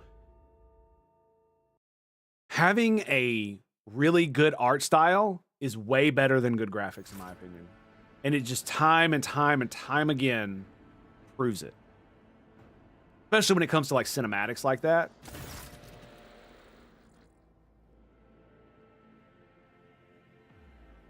Oh shit. Okay, well I failed a quest. That sucks. But yeah, what was I gonna say? Yeah, I forget. It was this movie about. It was a 40K fan movie about. Fuck, I can't remember the world. Hell's Reach or some shit like that. And it was the Black Templars fighting orcs. Anyway, it was a really good movie. And most of it was done on this like storyboard where it was like light and dark scribbles on paper. Some of it was 3D animated. Some of it was just stills. And you know what the really fucked up thing about it was? I didn't give a single fuck. Not even a little bit. It was so good. Like, the action was kind of meh, because, you know, especially in the 3D parts, they were weirdly animated. I mean, don't get me wrong, they tried. They really tried. But what gripped me was the story and the voice acting. It was so damn good. I was riveted to the screen. It's like 3 hours long. And I couldn't stop watching it. I like stayed up like an hour, almost 2 hours over my bedtime because I was like, oh, I'll start it and we'll finish it tomorrow. And I was just sucked the fuck in. And I actually thought that it wasn't a full movie. I thought it was like an episode thing, and then another different story was going to come up because it was cut in different ways, and the animations were different, and it was just like, it was so weird. And I didn't give a single fuck. It was great. Anyway, you have spent the first few hours of your morning listening to the High Factorum's lengthy report on the latest trade exchanges, art arrangements, disputes, and countless bureaucratic procedures. From outside the illuminated, tightly closed windows, you can hear the muffled sounds of Dragonis and its everyday life. The life that has been passing you by lately, as you have been preoccupied with affairs of your protectorate from dusk till dawn. Clementia barely contains a yawn. Once Janus Dranarch has finished, she pulls out her data slate. Thank you for your report, High Factorum. Jart, yeah, whatever. Your work is highly appreciated, both by everyone here and the Adeptus Administratum. Your ladyship, we're almost done here. We just need to go over your final items for today's agenda that I would like to report to you personally.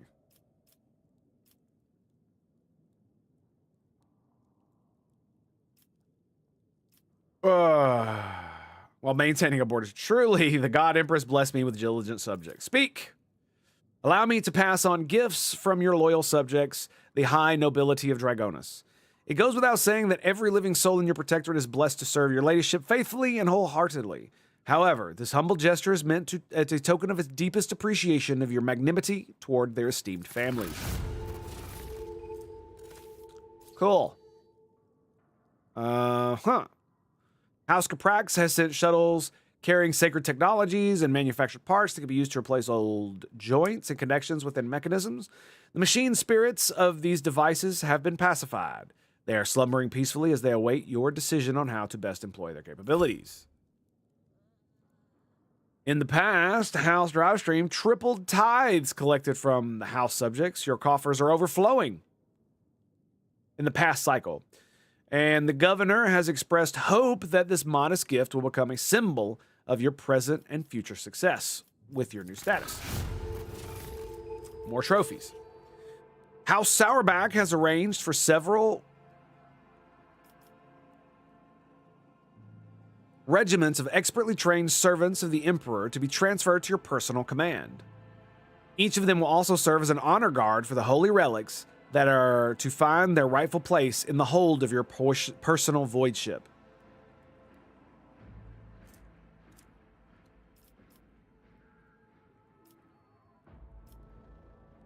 Is something wrong?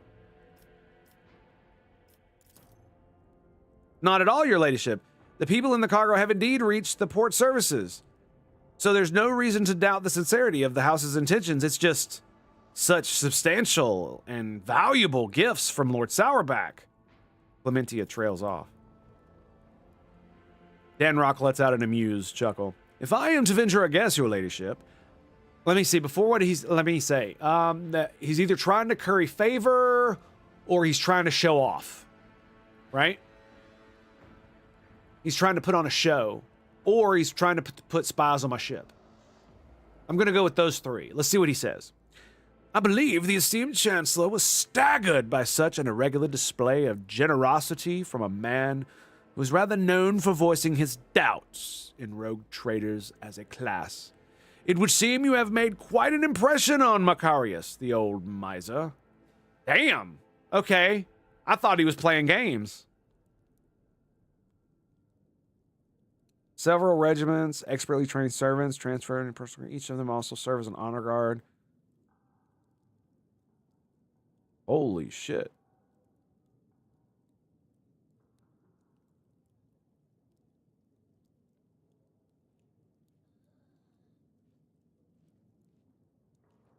Seem you have made a quite impression, staggered by such an irregular display of generosity. I believe the esteemed Chancellor... Okay, she was staggered by such an irregular display of generosity for a man who's... Okay, so he's... Okay, got it. So I made a good impression, and she's the Lord Chancellor. I think. Right? Yeah. And she was stunned. Lord Captain, news of particular import has come from the House Intelligence Network. Lord Inquisitor Calcazar is rumored to be planning a visit to Footfall. A number of Imperial Navy ships were commandeered by Lord Calcazar, and they are also being scrambled to Footfall. Furthermore, we received ports claiming that secret messages were delivered to capital worlds of Houses Cordia and Winterscale. It is possible that the Lord Inquisitor's call to arms may smother in the conflict that is brewing between the two dynasties. We are seeing an increasing number of skirmishes between their ships in neutral systems. I do not doubt her ladyship Cordia will attempt to sway the Lord Inquisitor to her side. Especially since his lordship Winterscale's luck seems to be running out. Riots have broken out on several of his worlds, and yet he has shown no intention of quelling them. Instead, the rogue trader inflicted brutal punishment upon one of his oldest colonies, Vesuvius Secundus, based on allegations of seditious sentiment. Oddly enough, our agents were unable to find any proof of sedition among the populace there. As soon as we have any updates, you will be the first to know, your ladyship. She glances down. Lastly, your pet Xeno, Urillet, I believe, is seeking a meeting with you. She had the audacity to defile the rogue trader's palace with her profane presence and refuses to leave until she has spoken with you. I would never presume to be able to read the emotions of a Xeno, but the Eldari appeared perturbed. I believe she mentioned a void ship of some sort. It may be best if she told you everything directly. And with that, please allow me, Master Darvok, to take our leave. The Chancellor and the High Factorum offer you their bows. Perhaps that last request will serve as a welcome distraction. Indeed, your ladyship's stay on Dragonus has been rather long. However, your protectorate is now enjoying a period of relative stability that, for the time being, no longer demands your ladyship's personal involvement in its affairs.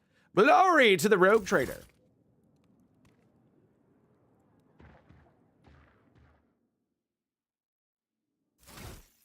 Okay.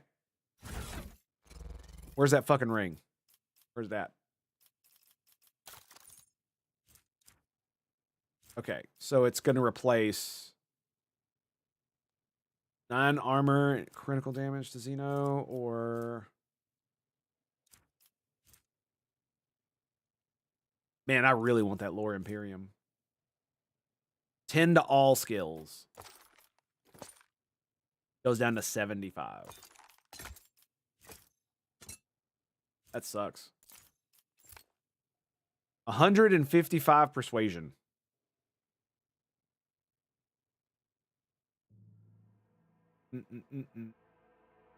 Plus 20 to coercion, 15 bonus. What is my awareness? 42.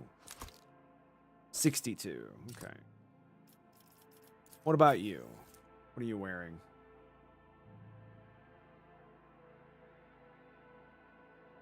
Damn. Pretty good. We've already looked over most of this, so requires immunity to critical hits for 3 rounds. Okay, so 10 to all skills. So it's better than the Auspex. Better than the Tome of Excess. Yeah. 10 to Lore Warp, but the wielder suffers 30% more damage to Psychic and Navigator powers. Now she has 10 to all skill. The only other person that needs it is me, but the only one I really need it for is Lore Imperium. Everything else is pretty good. Commerce is only 80, that's fine. Coercion is only 105. Oh, wait, excuse me. 25. It's minus 5 to awareness.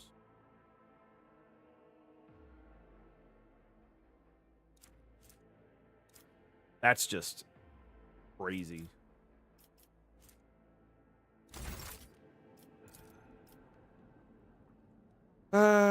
Traces the previous purchase out of the table. Is there anything in my safe? There's not. All right, let's go speak to the damn Xeno. Where the fuck is she? Right outside, okay.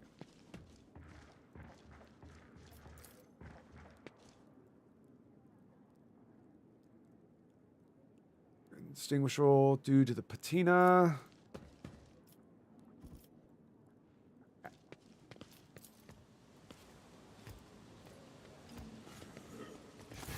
All right, where is she? Glory to the rogue trader, Interlock! At last you have left your ornate cage. She casts a look over to the stone palace walls.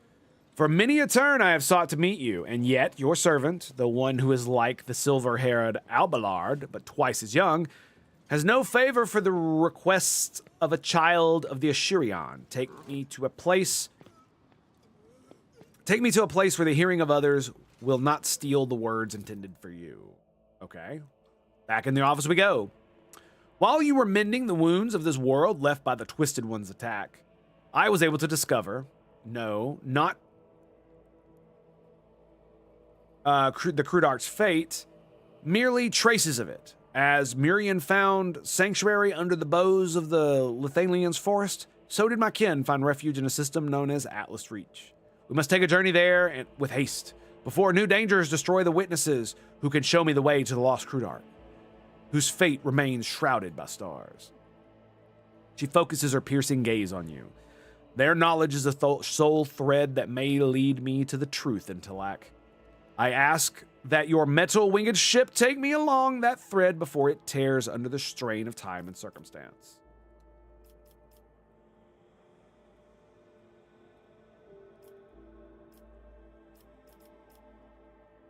How were you able to contact them?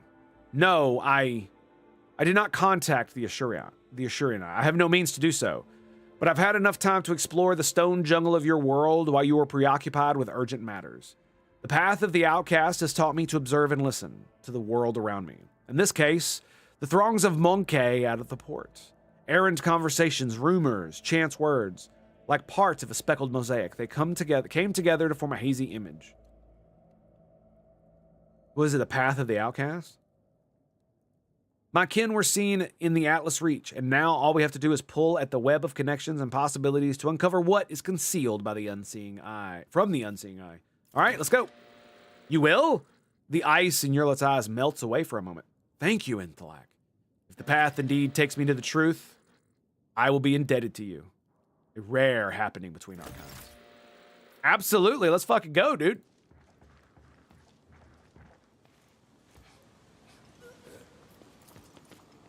I'm ready to get the fuck out of here and kill some shit.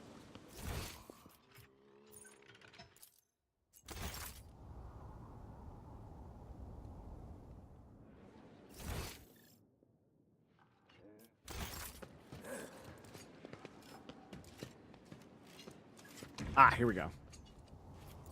Open the door and out we go. Let's fucking go.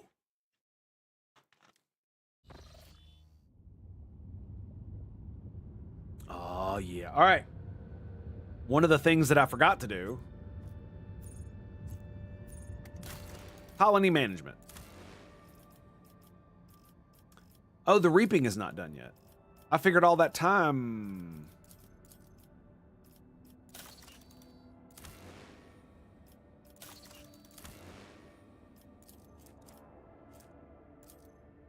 Ashen breath.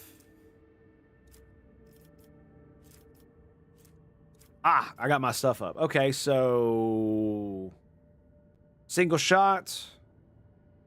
Eldari weapon. Xenotech +2, profit 4. We need 1 adamantine, 1 plasteel, 2 weapons. I got 18 weapons, 21 and 21. Okay. Do it.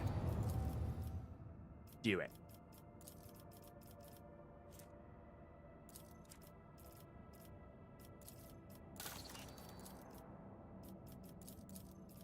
Nothing. And Kiva Gamma. Nothing. All right. Okay.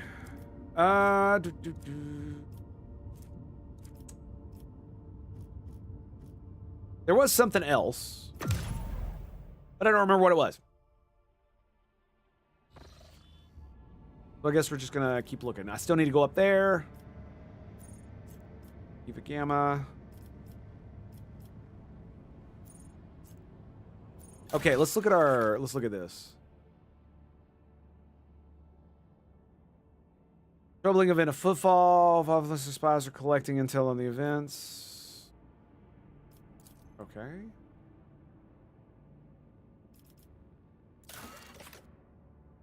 All right, there's that.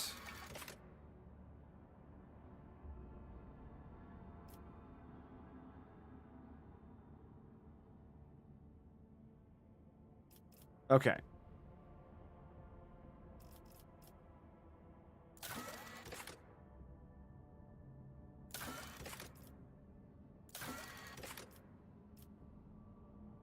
Okay, talk to Albert.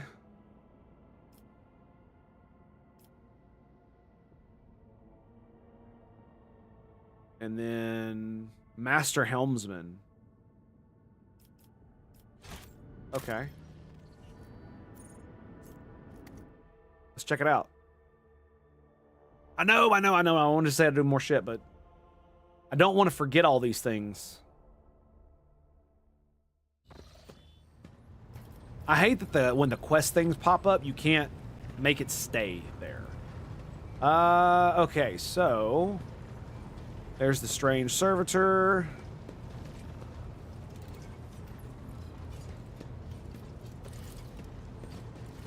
Give me a buff. No. There she is. All right, Henrik's. Abelard. Abelard.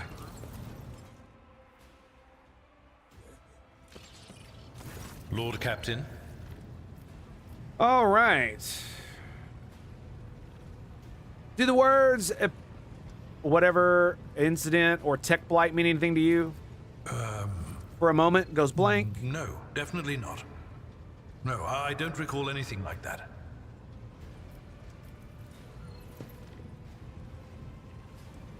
Okay. Lord Captain.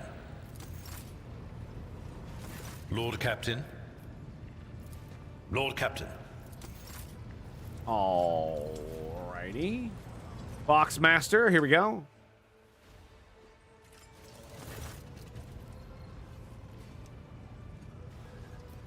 The ship informed me of our imminent meeting. Yeah, do you recall anything about this? Journeys can be considered unusual. Her odyssey were always audacious. As for the worlds you mentioned, none of them sound familiar as far as I can tell. Except maybe the incident. I recall coming across this world in transmission several times. I think it was repeated by the former engine seer, the one who perished during Conrad's Voigtvager's uprising. He was describing it as the incident, something quite remarkable. Apparently, at some point in the past, the entire ship was hit with a massive systems failure. All systems stopped responding for 1/5 of a second. Most of the crew, including myself, as I was likely on board at the time, did not notice anything strange.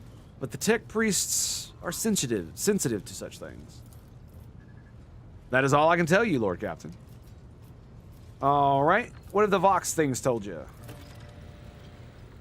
Okay.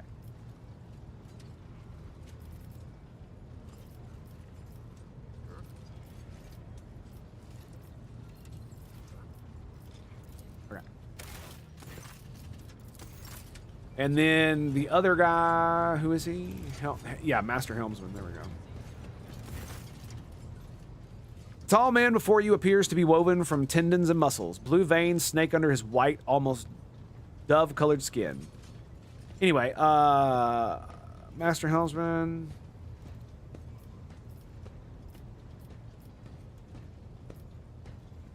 Does the word... Yeah, does any of this something to do with Theodore's travels? Can't say they do, Lord Captain. Doesn't ring any bells. Then again, remembering all the places Theodora went is... We always had heaps of incidents happening on board, but through my implants, I feel at one with this ship, and I sense that I don't know when it happened exactly. It started behaving differently, becoming more responsive, livelier. Yeah, livelier is the exactly the word. And when you said epitaph and incident, it just dawned on me. Pardon my bungled report, Lord Captain. But that's all I've got to say on that front. Okay? What about Fiery Reckoning? He winces.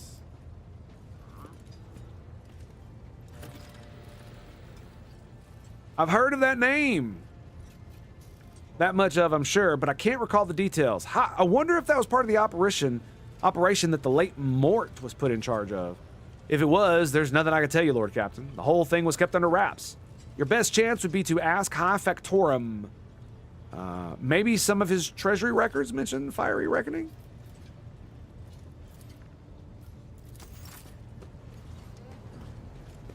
Okay.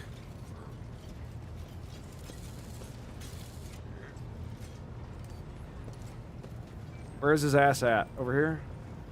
There he is. There he is. Okay.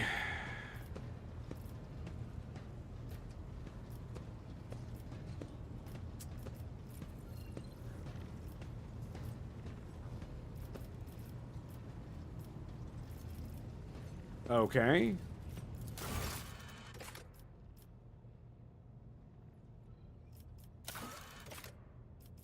Okay, troubling. Wait for the spies.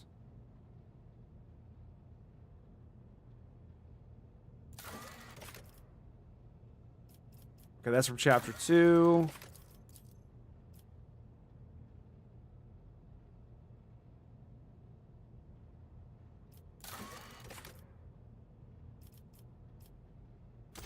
Okay.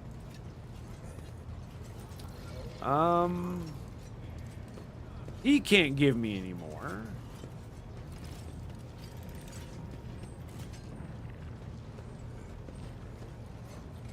All right, anyway, let's go. I haven't talked to this girl in a while. We've been using her a lot. She's been absolutely destroying things. Oh, we already did all of her stuff. Okay. All right. I think that's it. I think we're good to go. Let me preempt your question. Here we go. You want to talk about what happened after the Magna Excessio?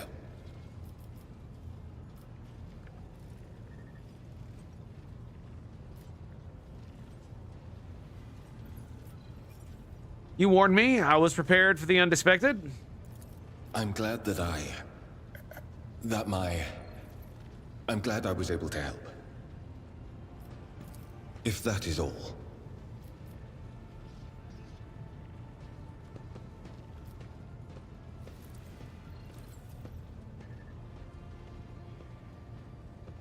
Yeah, you must have had a reason for taking such a risk warning me about his visit. Let me be frank. You are remarkable. Yeah, he's in Unique. love. Not only by virtue of your special position, but by virtue of... I am grateful to the God Emperor that my duty to him has brought me into your retinue. Oh, that yeah. I've had the chance to be near you. Believe me, despite the particular role I must play here, I do sincerely want to spare you any unnecessary distress. I hope my answer has not hurt you. Now, with your permission, we will return to safer topics. Yeah,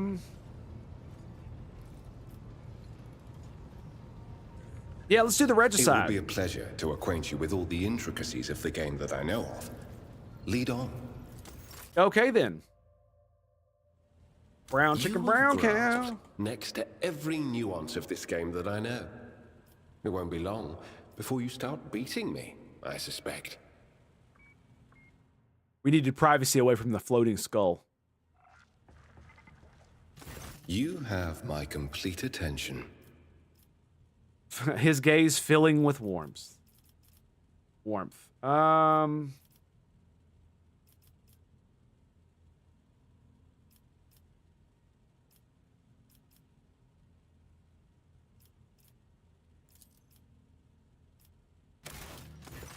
Fuck, I have to do it It will again. be a pleasure to... Okay. I guess that's not gonna work again, because we're already here.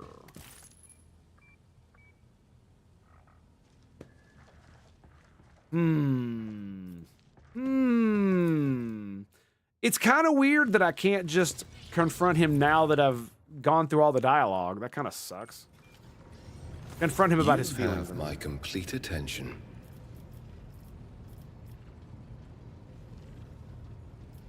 Okay. When in doubt, save. True. Okie dokie. Atlas Reach. Let's go, baby. We got 6. Skadoosh. Lord Captain retreats to her study, but her train of thought is interrupted by a muffled creak at the door and the sound of footsteps. Oh, fucking goody. What do you got for me now?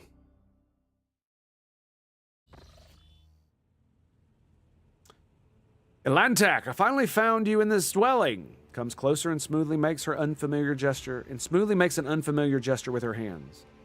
This symbol has many meanings. Humility, grief, loss, shame, regret. I hope you will accept them all because I am sorry for what happened to your world, to your subjects, to your palace, and for what my kin did to them. Why are you apologizing? It's not your fault.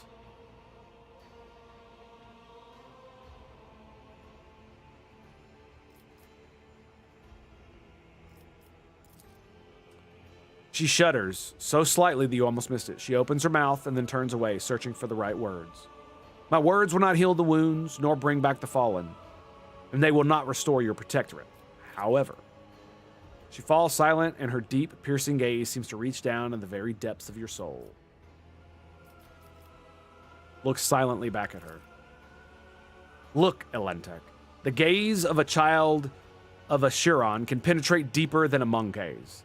And I can see I can see all the heaviness that has accumulated in your soul during our travels. I see it in your gestures and the tilt of your head, the change of your scent, if you will allow me. This is the first time you've heard her sound so indecisive and guilty. I will help you cast off this burden and cleanse your soul of mind and worry. It has indeed weighed heavily upon me. Together we can try to ease that burden.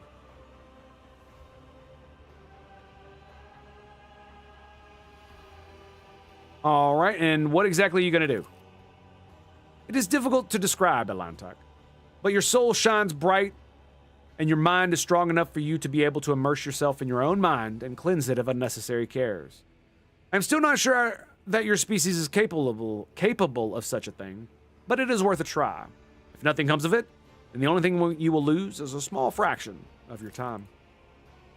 And I will be your guide on this journey. I will help you to enter the meditative state, to get to know yourself. Of course, that is if you let me. Immersing yourself in your soul is a deeply intimate process, but you will not be able to do it without me. Yurlet thoughtfully brushes a strand of red hair away from her face. And I promise you, Intelak, that I will not judge you, your world, or anything that takes place inside. We will only see what you want to see. Awareness test succeeded. Just barely. Embers of genuine curiosity glimmer in her emerald gaze. To know a human soul is a unique opportunity for an Eldari. And Yurlet's uncharacteristic caution and uncertainty imply that she is also discomforted by her own keen interest. Aha! You're curious to see what's in my head, aren't you? She looks offended, crosses her fingers in a new gesture. Meditation is not a tool for achieving lowly goals. It is a healing spring for the soul. Yeah, there's nothing wrong with wanting to know. You are like a snake coiling around my body, twisting tighter with every word, Intellect. It's hard to breathe when I am near you. She furrows her brow and crosses her arms.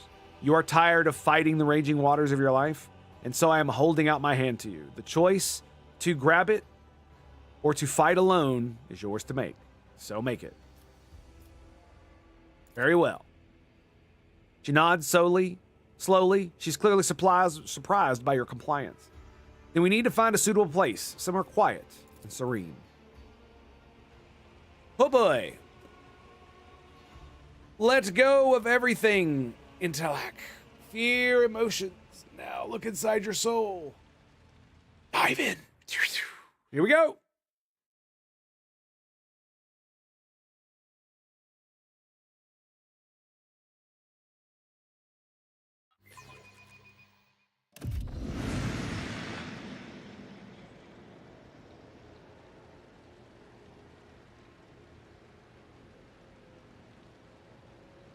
Soon you will learn to go deeper. Very nice. Remember that if everyone here is just a reflection of your thoughts, feelings, and desires, do not be afraid to look them in the eye.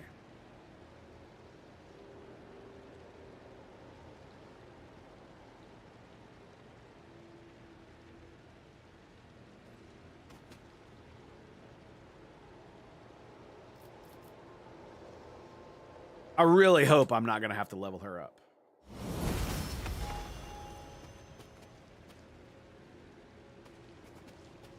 Hopefully there won't be too much combat.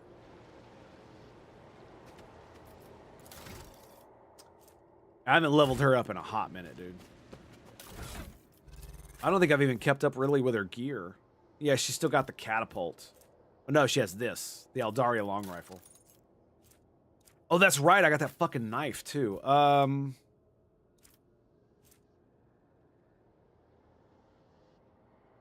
know exactly who I'm going to give it to.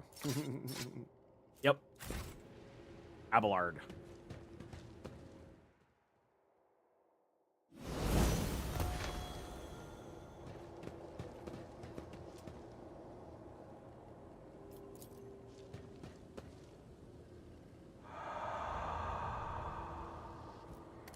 Oh, it's my corpse. You have to accept the fear first. Accept your fears. Wah, wah, wah, wah.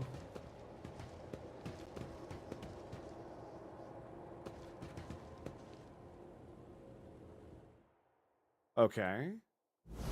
Just one big one. Listen closely. We got rid of one rogue trader, and we'll get rid of her too. Everyone from the lower decks to the senior officers hates her. And I hear their Vox transmissions. Mutiny is brewing. As long as I can still use her thrones, I don't care. Once betrayed, it's hard to put one's trust in others again. Especially the closest and most loyal. Dispel your loneliness.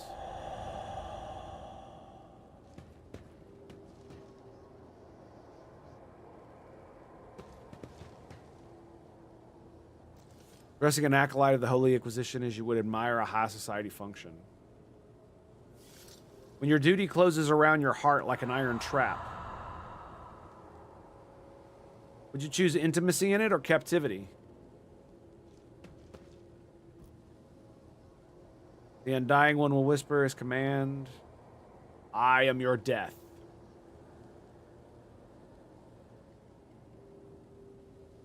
Okay.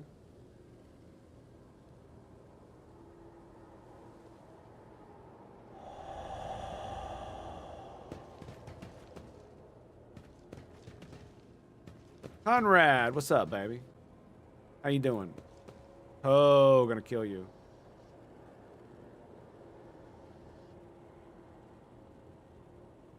Plunge the shard of my sword into your throat. Well, aren't you lovely?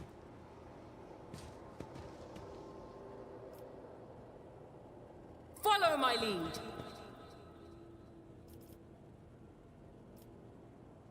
Let's see, what does she say? The burden of responsibility lies on your shoulders. And your soul grows dull from weariness. Break the chains of exhaustion. I do not know who this monkey is, but your memories of them are akin to slimy mud after a rain. Let's wash away. Like the spring water, shall we?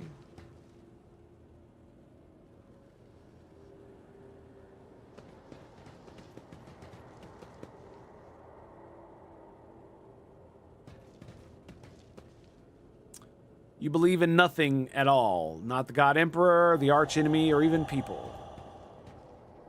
I pity you. You barely believe in yourself. Theodora.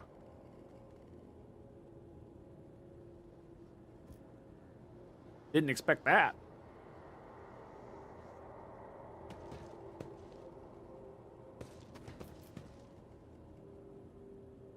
Some words you need to hear at least once to believe them. I see. Bitch is in my throne. You just got lucky, Monkeg. But luck is the only thing you have. You are weak, so prepare to suffer. Only the mad and the foolish never doubt the strength. The wise are full of doubt, but they know how to let them go.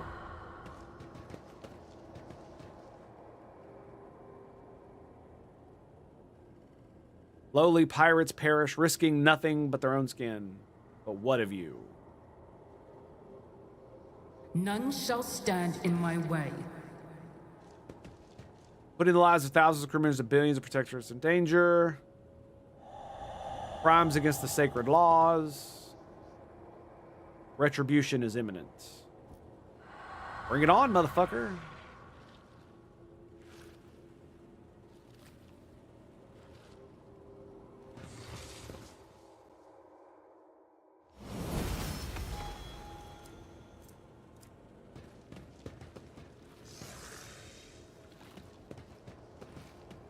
Well, this is lovely. Fire of faith burns bright in your soul, burning you from within. You risk losing yourself if you ever succumb to it. But the fire provides you with power. Accept it fully. Accept yourself and tame the raging fire.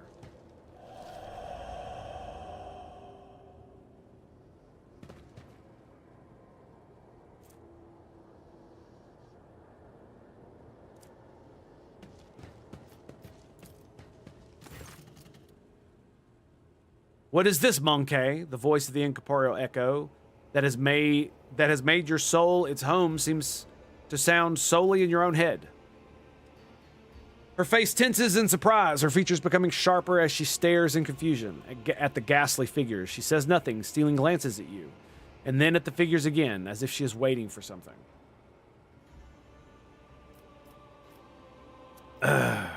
Look closely. A strange feeling envelops your body. You feel yourself becoming lighter than air, and inside your mind, your thoughts are racing at an incredible speed. You are not yet aware that you are looking through the eyes of your ghostly echo, and are observing from afar, all at the same time. The inner world changes under the force of your will, and you can now control your own echo. You can now do something that you would not dare do in the real world.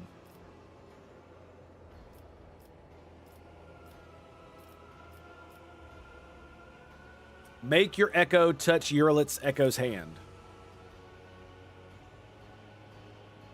When your soul's echo touches the ghostly hand of the Aldari, the real Urlit flinches in fear and involuntarily pulls her own hand back. Please, intellect. This may be your world, but do not do that again. Her words echo across your world, and the ghostly figures begin to disappear. The world around you starts to stretch endlessly. It is time to return, intellect. Your soul is not yet strong enough to endure the prolonged immersion. Take a deep breath. Gotta lurk away? All right.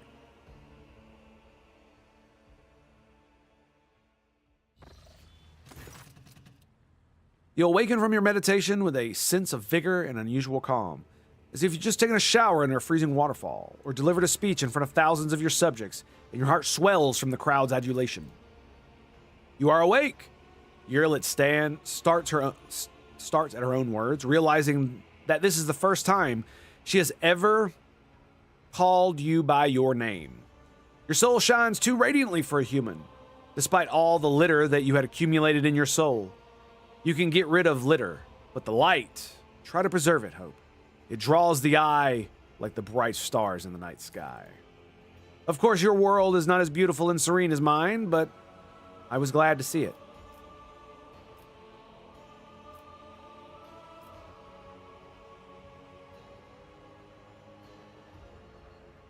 Yeah, you seemed weirded out when I touched you in the dream. She shrugs. You long for that which human nature desires, for intimacy with your own kind. I can understand that.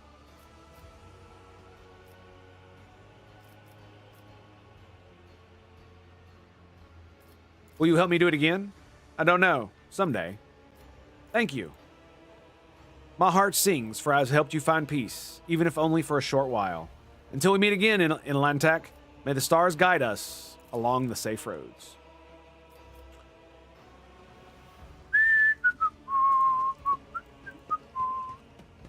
All right, so on back to the Void Bridge. Oh my goodness. How many of it's like the game won't let me. Void Bridge. What the fuck am I talking about?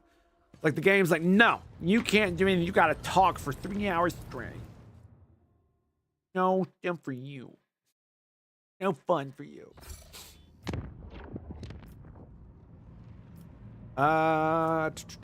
Okay, so we've already explored these worlds. These are both deadly, is that right? It's dangerous. So let's make it unsafe. And we'll travel. War breach! Ungodly fiends spreading sorcerous disease walk on the lower decks, gathering a cohort of infected voidsmen. If no measures are taken immediately, the entire bay could be turned into a den of heresy.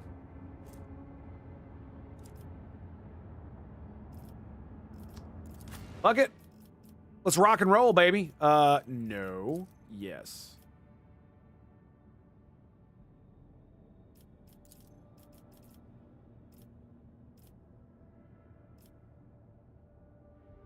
Okay. Let's do it.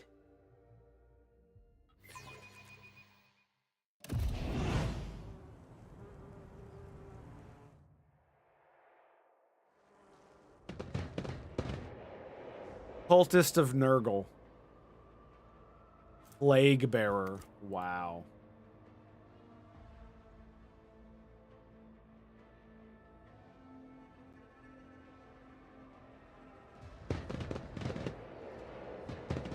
I'll purge you from existence.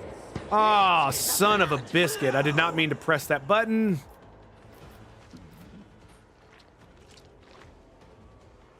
Plague Bearer. Those explode, don't they?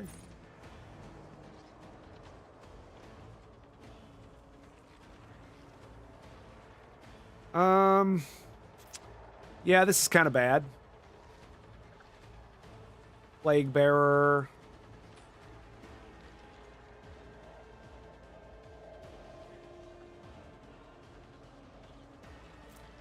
What do they got going on? Okay, incoming. All right. Huh. This one's going to be quite difficult. You know what? I think I'm going to have to end the stream here. My voice is giving out on me again. Oh, and I'm having trouble concentrating. So I am going to end the stream there. I know it's not been very much lately, but I haven't been feeling the best, and it's been kind of weird. And I'm already, because the game requires me to talk so much reading dialogue, I am already just ugh. Anyway, so I will catch you guys next time. I don't believe I'll be streaming tomorrow. I think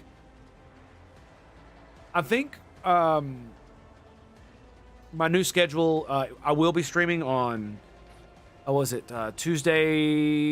Tuesday, and Thursday.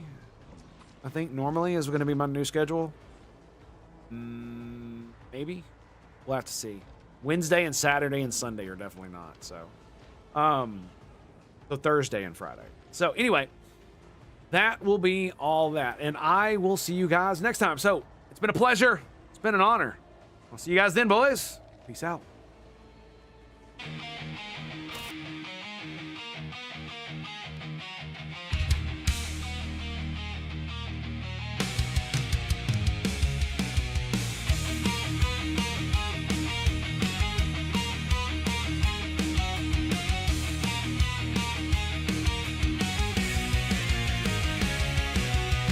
They came with fire and steel, took my home, made my nightmares real. Ashes and laughter, from whispers to screams, stole my life, shattered by the devil's schemes.